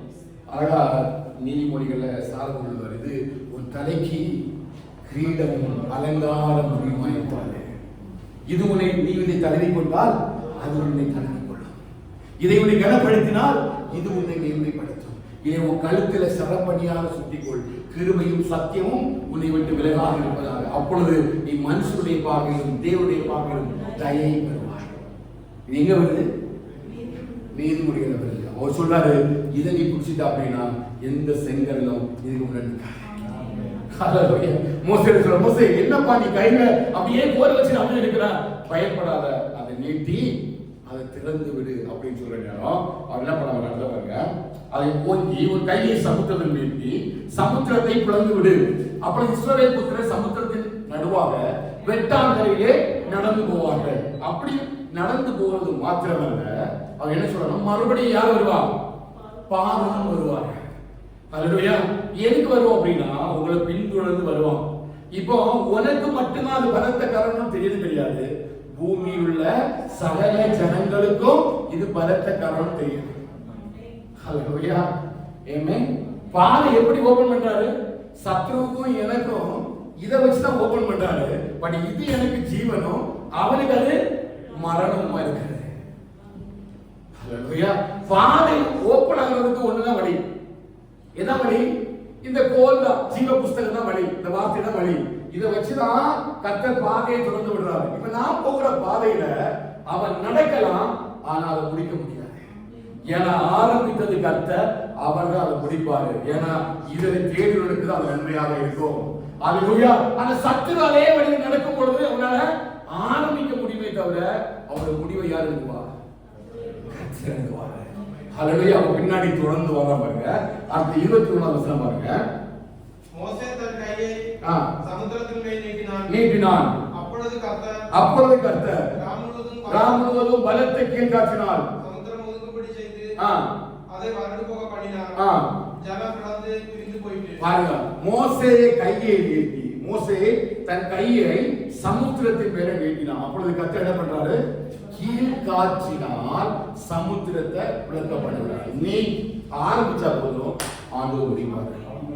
அதான் சொல்ற, விசுவாசித்தார் தேவனுடைய மகிமை தான் ரொம்ப முக்கியம். நீ ஆரம்பம் அற்பமானாலும் பரவாயில்ல, ஆனா நிறைவாக முடிக்கிறது யாரு? அற்பமான ஆரம்பத்தினாலே யார் அசட்டை பண்ணக்கூடும்? பூமி எங்கும் சுற்றி பார்க்கக்கூடிய கர்த்தருடைய 7 கண்களும் செருபாபேலின் கையில் இருக்கிற தூக்குகளை கூட சந்தோஷமாய் பார்க்கிறது என்று சொன்ன தேவன், அற்பமான ஆரம்பத்தை குறித்து நீ கவலைப்படாத. நீ முதல்ல கையை நீட்டிரு இல்லையா? அவன் கையை நீட்டுற உடனே யார் பிடிச்சி ஆரம்பிக்கிறார்? அதான் நீ பாருங்க. உனக்கு முடியுமோ முடியாதோ நீ வசனத்தை அறிக்கப்பட ஆரம்பிச்சு வாயத்தை சத்தமா வசனத்தை சொல்லு, தேவனுடைய வார்த்தையை சொல்லு. நீ வார்த்தையை சொல்ல ஆரம்பித்த உடனே இந்த வார்த்தைகள் என்ன இருக்குது? வசனங்கள் எல்லாம் ஆவியும் ஜீவனுமாக இருக்கிற வசனத்தை சொல்ல சொல்ல இது என்ன புறப்படுது? வல்லமை புறப்படுது. பெரும்பாலுள்ள ஸ்திரியை பற்றி நான் எப்பவுமே அவருடைய விசுவாசத்தை பற்றி எனக்கு ரொம்ப ஆச்சரியமா இருக்கும். என்ன ஆச்சரியம் அப்படின்னா, அந்த கூட்டமே நெருக்கிட்டு தான் போகுது. எல்லாரும் அவருடைய வஸ்திரத்தை தொடுறதுல பாக்குறாங்க. அவள் பக்கத்துல செக்யூரிட்டி கார்டு ஒண்ணு இல்லாம ஒண்ணு இல்லை இல்லையா? எல்லாரும் யார் இயேசு இயேசு அப்படின்னு கூட்டமா போறாங்க. நிறைய பேர் வஸ்திரம் தொடுறாங்க, வஸ்திரத்தை பிடிச்சி இழுக்கிறாங்க, எல்லாம் பண்றாங்க. ஆனா இவ்வளவு பாருங்க, என்ன நினைக்கிறா? இவ வேற ஒரு அனுபவத்தை உணரவில்லை. இந்த வஸ்திரத்தை தொட்டா சுகம் கிடைக்கும் என்று சொல்லி யாரும் தொட்டு சுகமாக்கிற சரித்திரத்தை அவன் கேள்விப்பட்டது இல்லையா? ஆனா அவனோட விசுவாசம் என்ன? நான் வஸ்திரத்தின் ஓரத்தை தொட்டாயினும் சுகம் அடைவேன் விசுவாசித்தா. இங்க 10,000 பேர் தொட்டுட்டு போனாங்க, ஒருத்தருக்கு எதுவும் கிடைக்கல, சுகம் கிடைக்கல. ஆனா விசுவாசத்தோட வந்து யாரை தொட்டா? இயேசு யாரு? சொல்றீங்களா? இத நீ விசுவாசத்தோட தொட்டு பாரு. அதான் என்னைக்குமே நான் யோசிப்பேன். இதுதானே வார்த்தையா வந்தாரு. இந்த வார்த்தை தானே ஜீவனா மாறிச்சு. இந்த ஜீவன் தானே ரோட்ல நடந்து போச்சுது. இந்த ஜீவனை கையில் இருக்குதானா? அவன் எத்தனை நாள் நான் போடுறேன், எவ்வளவு நாள் நான் போடுறேன், எனக்கு என்ன இல்லை விடுதலை கிடைக்குதா? அப்ப அவருடைய விசுவாசம் என்ன? எவ்வளவு பேர், எத்தனை பேர் உலகத்துல எல்லாரும் பைபிள் படிக்கணும், பிரச்சனை கிடையாது. ஆனா இந்த பைபிள் இருந்து கர்த்தர் என்னை விடுதலையாக்குவார். அவர் தம்முடைய வார்த்தைகளை அனுப்பி என்னை குணமாக்குகிறார். அவரின் பரிகாரியை கர்த்தர் என்று சொன்னார். எப்படி பரிகாரியை வந்தார்? யாரெல்லாம் அவரை தொட்டாங்களோ, இதுதாங்க தொட்டாங்க. அந்த வார்த்தைகளை மாம்சமாகி கிருபையினாலும் சத்தியத்தில் நிறைந்தவராய் வாசம் நமக்குள்ளே வாசம் பண்ணினார். அந்த மகிமை ஒரே பிதாவுடைய குமாரனுடைய சாயல் கோப்பா இருந்தது. இப்ப இந்த வசனத்தை தானே தொட்டாங்க, இதானே தொட்டாங்க, வேற சொல்ல இல்லையா? இதானே தொட்டாங்க. அப்ப அதே போல விசுவாசம் தான் இந்த கிரியைகளை காண்பிக்கிறது. ஆலோசனை கடுகளவு விசுவாசம் உனக்கு இருக்குதா? பெரும்பாலும் வேற எதுவுமே போய் சொல்ல, வேதத்தை தொட்டார், அவள் சுகமடைந்தார். அவர் வேதத்தை தொட்டால் சுகமடைந்தார். நான் வேதத்தை தொட்டால் எப்படியும் சுகமாவேன் என்று சொல்லி விசுவாசித்தார். நிறைய பேர் வேதத்தை தொட்டாங்க, யாருக்கும் வல்லமை கிடைக்கல. ஒரே ஒருத்தி தான் வல்லமை கிடைச்சது. யாருக்கு? பெரும்பான்மை ஸ்திரிக்கு. ஏன் அப்படின்னா அவள் விசுவாசத்தோடு தொட்டாள். ஹல்லேலூயா. அவ விசுவாசத்தோடு கூட நம்ம இந்த வேத புத்தகத்தை வாசிக்கும் பொழுது, விசுவாசத்தோடு இந்த வேத வசனத்தை அறிக்கை பண்ணும் பொழுது, விசுவாசத்தோடு இதை எடுத்து செங்கடலை பார்த்து நீட்டும் பொழுது கர்த்தர் சமுத்திரத்தில் கீழ்காற்றை விடுகிறார். ஹல்லேலூயா. இல்லைன்னா கீழ்காற்று என்ன செய்யாது? வராது. ஏன்? கீழ்காற்று எதனால உருவாக்கப்பட்டது? கீழ்காற்றை யார் கண்ட்ரோல் பண்றாங்க? தேவன் நம்முடைய பண்டக சாலையில் இருந்து காற்றுகளை அனுப்புகிறார். அப்ப பண்டக சாலையில் திறவுகிறது கர்த்தருடைய வார்த்தை. ஆமாம். பண்டக சாலையில இந்த வார்த்தையை சொல்லும் பொழுது நமக்கு எப்படிப்பட்ட கீழ்காற்று தேவை என்பதை இந்த வேதம் தானே ஓபன் பண்ணி கொண்டு அனுப்புது. அங்கு கர்த்தருடைய கரம் பலத்த கிரியைகளை செய்ய முடியும். நிச்சயமா கர்த்தருடைய பலத்த கரம் இப்படிதான் ஒவ்வொரு இஸ்ரவேல் ஜனங்களுக்குள்ள கிரியை செய்ய ஆரம்பித்தது. என் மோசையே தீர்த்து போய் நிற்கிறான். அவன் ஜனங்களுக்கு ஆக சொன்னாலும் அவனுக்கு என்ன இல்லை. அவன் என்ன சொல்றான்? நீங்க சும்மா இருப்பீங்க, கண்டிப்பா கர்த்தர் உங்களுக்காக யுத்தம் பண்ணுவார். ஆனா அவனுக்கு தெரியாது கர்த்தர் எப்படி யுத்தம் பண்ண போறான்னு சொல்லி தெரியாது. ஆனா அவனுக்கு தெரியும் இதுவரை நடத்தி வந்த தேவன் அவனுக்கு வாக்குத்தத்தம் பண்ணியது போல இந்த இடத்திலிருந்து எகிப்திலிருந்து கானான் தேசம் வரை கொண்டு சேர்ப்பார் என்று சொல்லி வாக்குத்தத்தத்தோடு தான் ஆண்டவர் யார் அழைத்து கொண்டு போனார்? மோசே அழைத்து கொண்டு போனார். ஆனா அவனுக்கு ஒரு விசுவாசம் இருந்தது, கர்த்தர் எப்படியாவது செய்வார். ஆனா எப்படி செய்வார் என்று சொல்லி தெரியாது. அப்படி தெரிஞ்சிருந்தா அவன் முதலிலே கம்பெடுத்து சமுத்திரத்தில் அடிச்சிருப்பான். ஆனா அவன் மறுபடியும் தெய்வ சமுத்திரம் போய் அதை பெற்றுக்கொண்டு அதை அடித்த பொழுது அங்கே சமுத்திரத்துல கீழ்காற்றை கர்த்தர் வரவிடுகிறார். அவன் எந்த வார்த்தையினால் இந்த உலகமும் அதனுடைய குடிகளும் உருவாக்கப்பட்டதோ அந்த வார்த்தைகள் மூலமாக தான் அவை செயல்படுத்தப்படுகின்றன. புரிஞ்சுதா? என் நாமத்தினால எதை கேட்டாலும் எப்படி செய்வாரு? வசனத்தின் மூலமாக தான் செய்வார். அவர் என்ன சொல்றாரு? என்னுடைய பிதாவுடைய நாமம் மகிமைப்படும்படியாக நான் இதை உங்களுக்கு செய்வேன். ஹல்லேலூயா.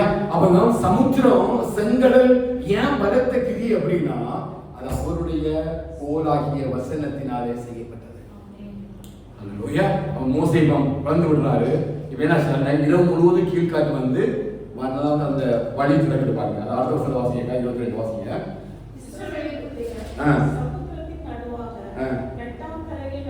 இஸ்ரவேல் புத்திரர் சமுத்திரத்தின் நடுவாக எப்படி நடந்தாங்க? வெட்டாந்தரை. எப்படி வனாந்தரை இருந்ததோ அப்படியே ஒரு பாதை இருந்தது, சமுத்திரத்தோடு இருந்தது. அதான் இங்க ஆச்சரியமே இருந்தான். தேவனுடைய சத்தம் காதேஸ் வனாந்தரத்தை அதிர பண்ணுகிறான். தேவனுடைய சத்தம் வல்லமை உள்ளதான். அப்போ கர்த்தர் அந்த இடத்தை விளக்க பண்ணதும் இல்லாமல் அங்க பாதை ஒன்றும் இல்லாமல் இல்லை. சமுத்திரம் எப்படி இருக்கும்? செடியா இருக்கும், நடக்க முடியாது, மேடு பள்ளமா இருக்கும், மீன்கள் இருக்கும். ஆனா ஒன்றுமே இல்ல. இந்த 6 லட்சம் பேர் நடந்து போவதற்கான வெட்டாந்தரையா மாற்றுது. அப்ப தடைகளை கர்த்தர் உடைக்கும் பொழுது, செங்கடலை கர்த்தர் பாதைகளை உண்டு பண்ணும் பொழுது அங்க நம்ம நடப்பதற்கு ஒரு தடைகள் கூட இருக்காது. விசுவாசிக்கிறீங்களா? அதான் ஆண்டவர் என்ன சொல்றாரு? நான் உனக்கு முன்னே போய் கோணலானவைகள் எல்லாம் கோணலானவைகள் நான் செவ்வையாக்குவேன். எப்படி செவ்வையாக்குவா? நான் உனக்கு முன்ன போய் கோணலானவைகள் செவ்வையாக்கு அப்படின்னா செங்கடல்ல அந்த காற்று அடித்து போட்ட பொழுது கர்த்தர் எனக்கான பாதை இயங்கி உருவாக்குகிறார். எப்படிப்பட்ட பாதைனா வெட்டாந்தரையான பாதை, ஒரு தடைக்கற்களும் இல்லாத பாதை உருவாக்கப்படும். ஹல்லேலூயா. அவங்க அத்தனை பேர் என்ன பண்ணுகிறாங்க? வெட்டாந்தரை வழியா நடந்து. இதான் கர்த்தருடைய பலத்த கரம். அவர் ஒண்ணு செய்ய ஆரம்பிச்சா அங்க தடை செய்வதற்கு ஒண்ணுமே இல்லை. அதான் வேதம் சொல்றது, அவர் திறந்ததை ஒருத்தனும் அடைக்க முடியாது, அவர் அடைத்ததை ஒருவரும் திறக்க முடியாது. ஒருவரும் கூட்டுகிறபடி இல்லை, அடைக்காதபடி திறக்கிறோம், திறக்காதபடி கூட்டுகிறோமா இருக்கிற அந்த சர்வ வல்லமையுள்ள தேவனுடைய பாதை எப்படிப்பட்டதுன்னா அவர் செங்கடலை பிளந்து அந்த வனாந்திரத்துல எந்த தடையும் இல்லாமல் நடந்து போக பண்ணிய தேவன். அது மாத்திரமல்ல, அதே பாதையில யாரை நடக்க விடுறாரு? ஏன் சத்துரு நடக்க விடுறாரு? சத்துருக்கு தான் எஸ்ரா சொன்னாரு, என்னுடைய வழிகளிலே சத்துருக்கு விலக்கி அப்படின்னா இவன் அதே பாதையில யார் நடக்கிறார்? சத்துருவும் நடக்கிறார் இல்லையா?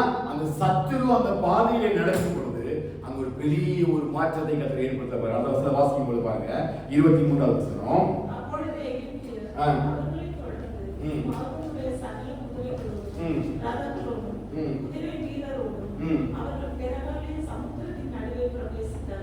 நீங்க பாதை தொடங்கும் பொழுது கண்டிப்பா நம்ம நடந்துட முடியும். ஆனா பின்னாடி யார் வருவா? ஏன் வருவா? மறுபடியும் கடைசி வரை நம்ம முடிக்கவரை அவருடைய வரை அடங்காது. ஏன் தாவி சொல்றாரு, சத்துருவின் ஆத்துமாவை பிடித்து கொண்டு போய் அதை விடுவிக்கிறவன் இல்லாதபடியினால ஆண்டவரே என் ஆத்துமாவை லட்சியம். அல்லேலூயா. அப்ப சத்துரு என்ன செய்யலாம்? ஒவ்வொரு நாளும் என்ன விழுங்கலாமோ என்று சொல்லி வசனம் இருக்கு இல்லையா? யாரை விழுங்கலாமோ என்று சொல்லி வகை தேடி சுற்றித்திருக்கிற கர்ச்சிக்கிற சிங்கத்தை போல பிசாசானவன் பின்னாடி ஓடிட்டே இருக்கிறான். இவன் கர்த்தரை நடக்கிறவர் தான், அவர் தான் எனக்கு பாதை திறந்தாரு. ஆனால் சில நேரங்கள் அந்த பாதையை தெரிந்து பிசாசு பின்னாடி வர்றான். எது வரைக்கும் வருவான் தெரியுமா? எது வரைக்கும் வருவான்? பாதி வரைக்கும் தான் வர முடியும். பாதி முடிகிற நேரம் நீ அந்த இடத்தை கடக்கும் பொழுது கர்த்தர் அவனை அடித்து போடுவார் இல்லையா? அவன் அந்த இடத்தை முடிந்த உடனே மறுபடியும் தண்ணீர் வந்து அவனை மூழ்கடித்து விட்டது. பின்னால் தொடர்ந்து வருகிற சத்துருவையோ, பின்னாடி பேசுறவங்களை குறிச்சோ, பின்னாடி நம்முடைய காரியம் குறிச்சு எந்த மனுஷனை குறித்து நம்ம நினைச்சு கூடாது, கவலைப்படவே கூடாது. ஒரு லிமிட்டுக்கு வந்து விடுவாரு.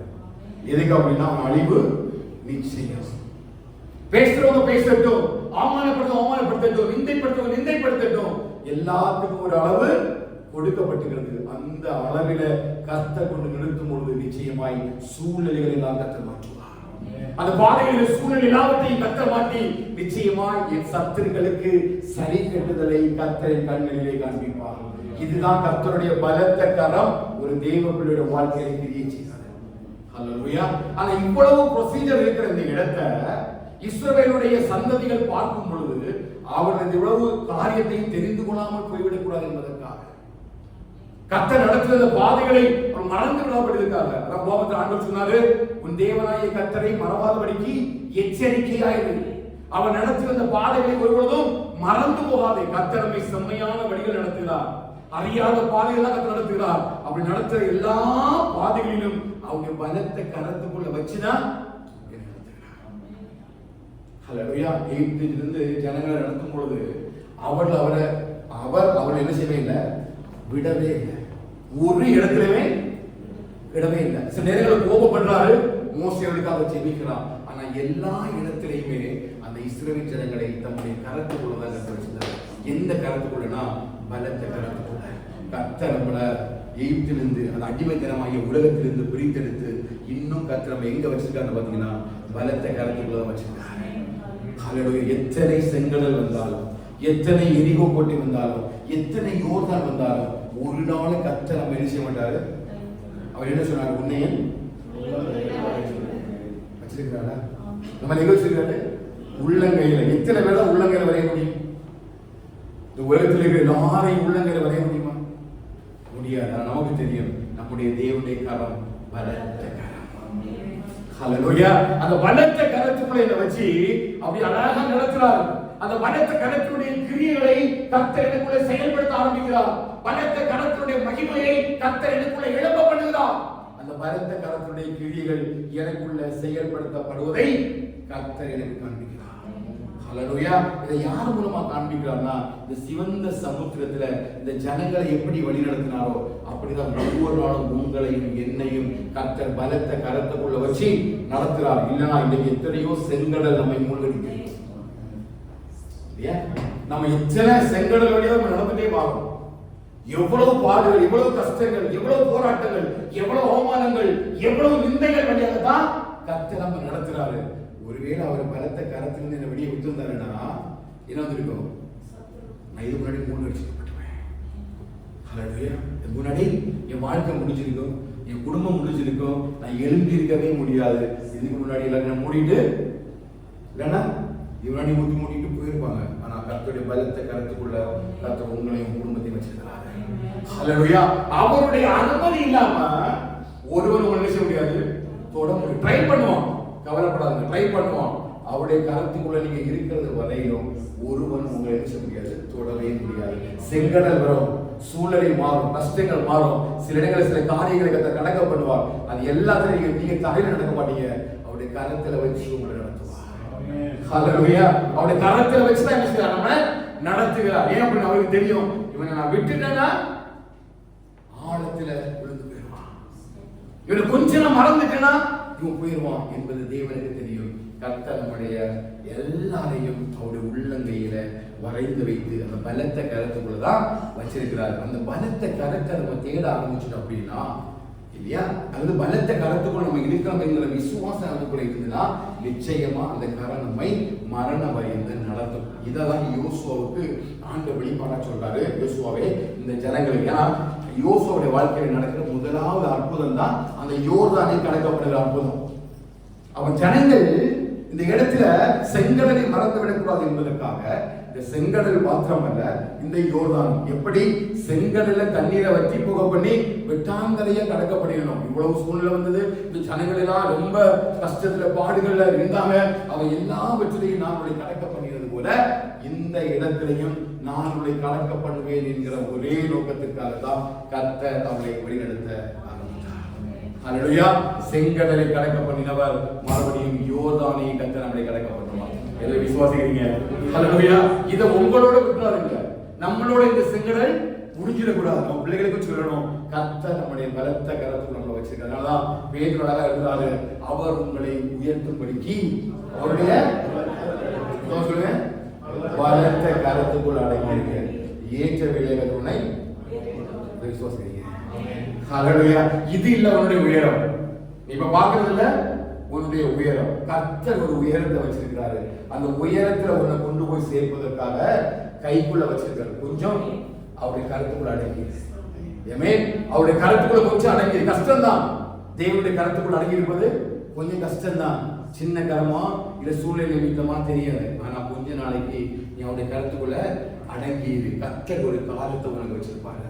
ஏற்ற காலத்துல கர்த்தர் உன்னை உயர்த்துவார். விசுவாசிக்கிறீங்க? ஏற்ற காலத்துல கர்த்தர் உன்னை உயர்த்துவார். ஏன் உயர்த்துவார்? யாரெல்லாம் அவருடைய கருத்துக்குள் அடங்கி இருக்கிறாங்களோ அத்தனை பேரையும் கர்த்தர் உயர்த்த வல்லவர். இததான் அந்த ஜனங்களுக்கு அவர் அங்கே சொல்றாங்க. அடுத்த வருஷம் பாருங்க, யோசுவா 4வது அதிகாரத்துல, நீங்க சிவந்த சமுத்திரத்தின் தண்ணீரை கடந்து தீர மற்றும் எங்களுக்கு முன்பாக வற்றி போக பண்ணினது போல உங்கள் தேவனாகிய கர்த்தர் யோர்தானின் தண்ணீருக்கும் செய்து. இப்போ செங்கடல் எல்லாம் ஓகே தான். செங்கடலை கடந்து வந்துட்டாங்க. பல வருஷம் ஆயிடுச்சு. மோசே மரித்து போனா இப்ப அடுத்தது இவங்க முன்பாக எதிர்வைக்கப்படுகிறது யோர்தானுடைய வெள்ளம் இல்லையா. அங்க எப்படி தேவன் வெற்றி போக பண்ணினாரோ அப்படி மறுபடியும் ஒரு அற்புதத்தை அதிசயத்தை தேவன் செய்ய வேண்டும்.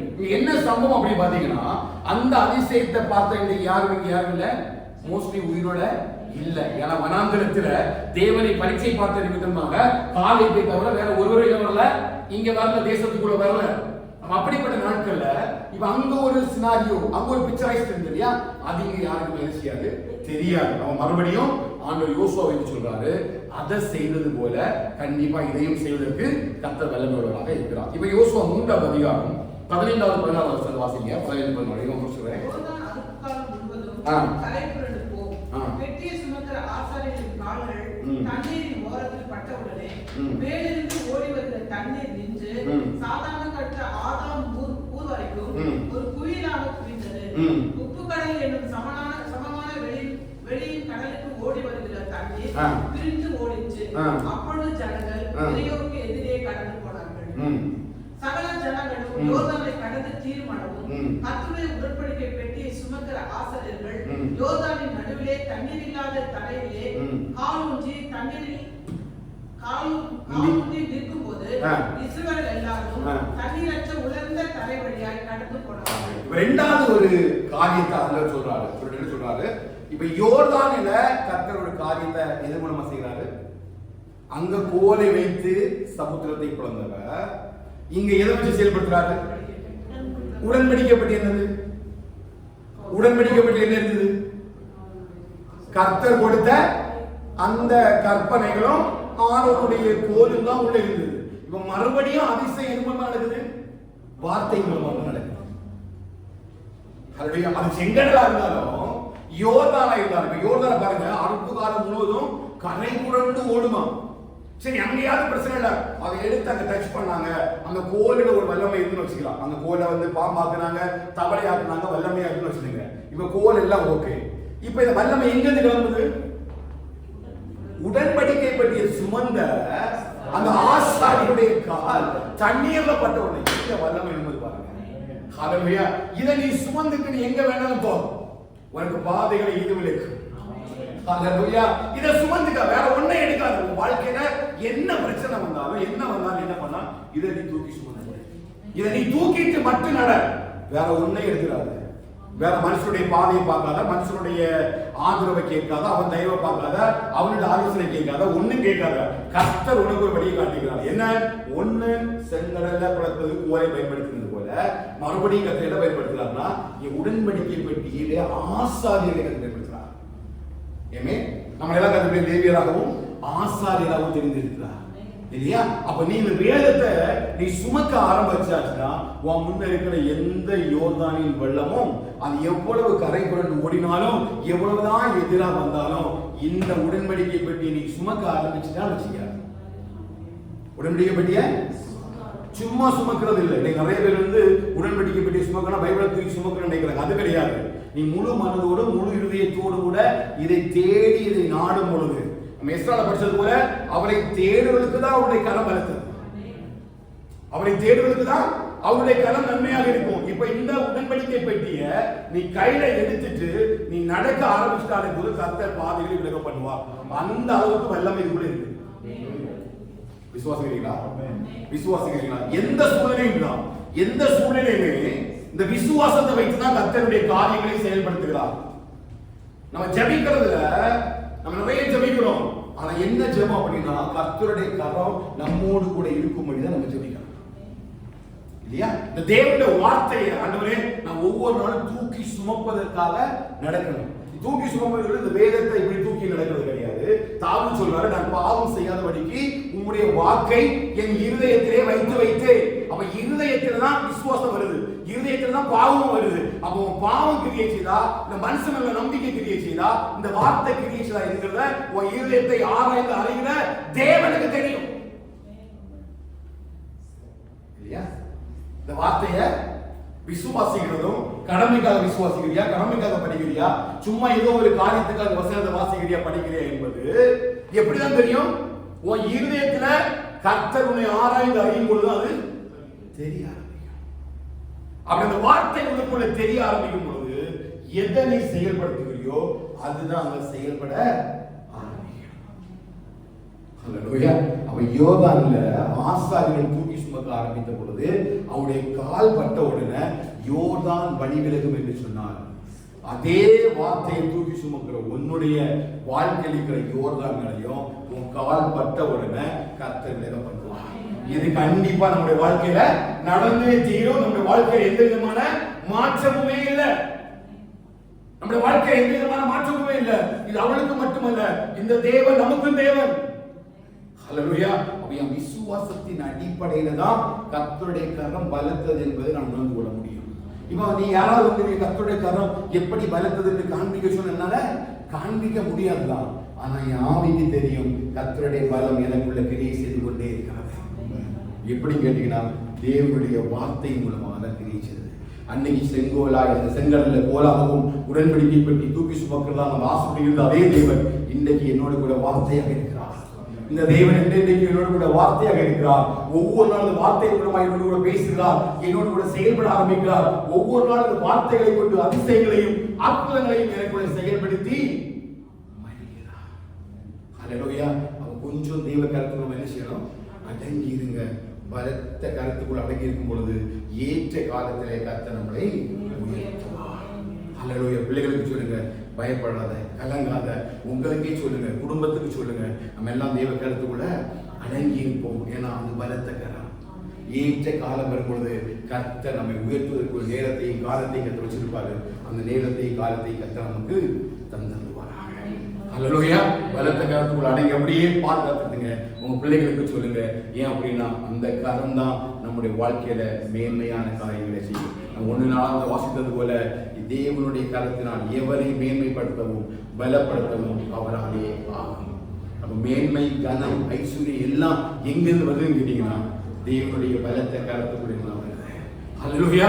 நம்ம அந்த கரத்தை தேடும் பொழுது நன்மையும் கிருபையும் நம்மை ஏமே கர்த்தரை நம்ம மகிமைப்படட்டும். இந்த வாரம் போது ஜெபிங்க, ஆண்டவரே இந்த பலத்த கருத்துக்குள்ள நாங்கள் அடங்கி இருக்கிறோம்ப்பா. அந்த உலகத்துல எல்லா நன்மையும் ஐஸ்வர்யமும் கனமும் பொருளாதாரம் எல்லாமே எங்க இருந்தா வருதுன்னு கேட்டீங்கன்னா கர்த்தருடைய பலத்த கருத்துக்குள்ள வருது. அது கர்த்தருடைய பலத்த கருத்துக்குள்ள இருந்து வரும் பொழுது அவற்றிலிருந்து மேன்மையான காரியங்களை கத்த நமக்கு தந்தல்வராக. இந்த கரம் உங்களோடு கூட இருக்கட்டும். இந்த கரம் உங்களை பாதுகாக்கும். பயப்படாதுங்க. போகிற எல்லா காரியங்களும் கத்த கிருபையாய் நம்ம நடத்துவார். அவரை இடைவெளிக்காம அறிவு சமூகத்தில் சிலுவை சுமந்து இயேசுவின் பின் சிரித்த முகமாய் சென்றிடுவோம்.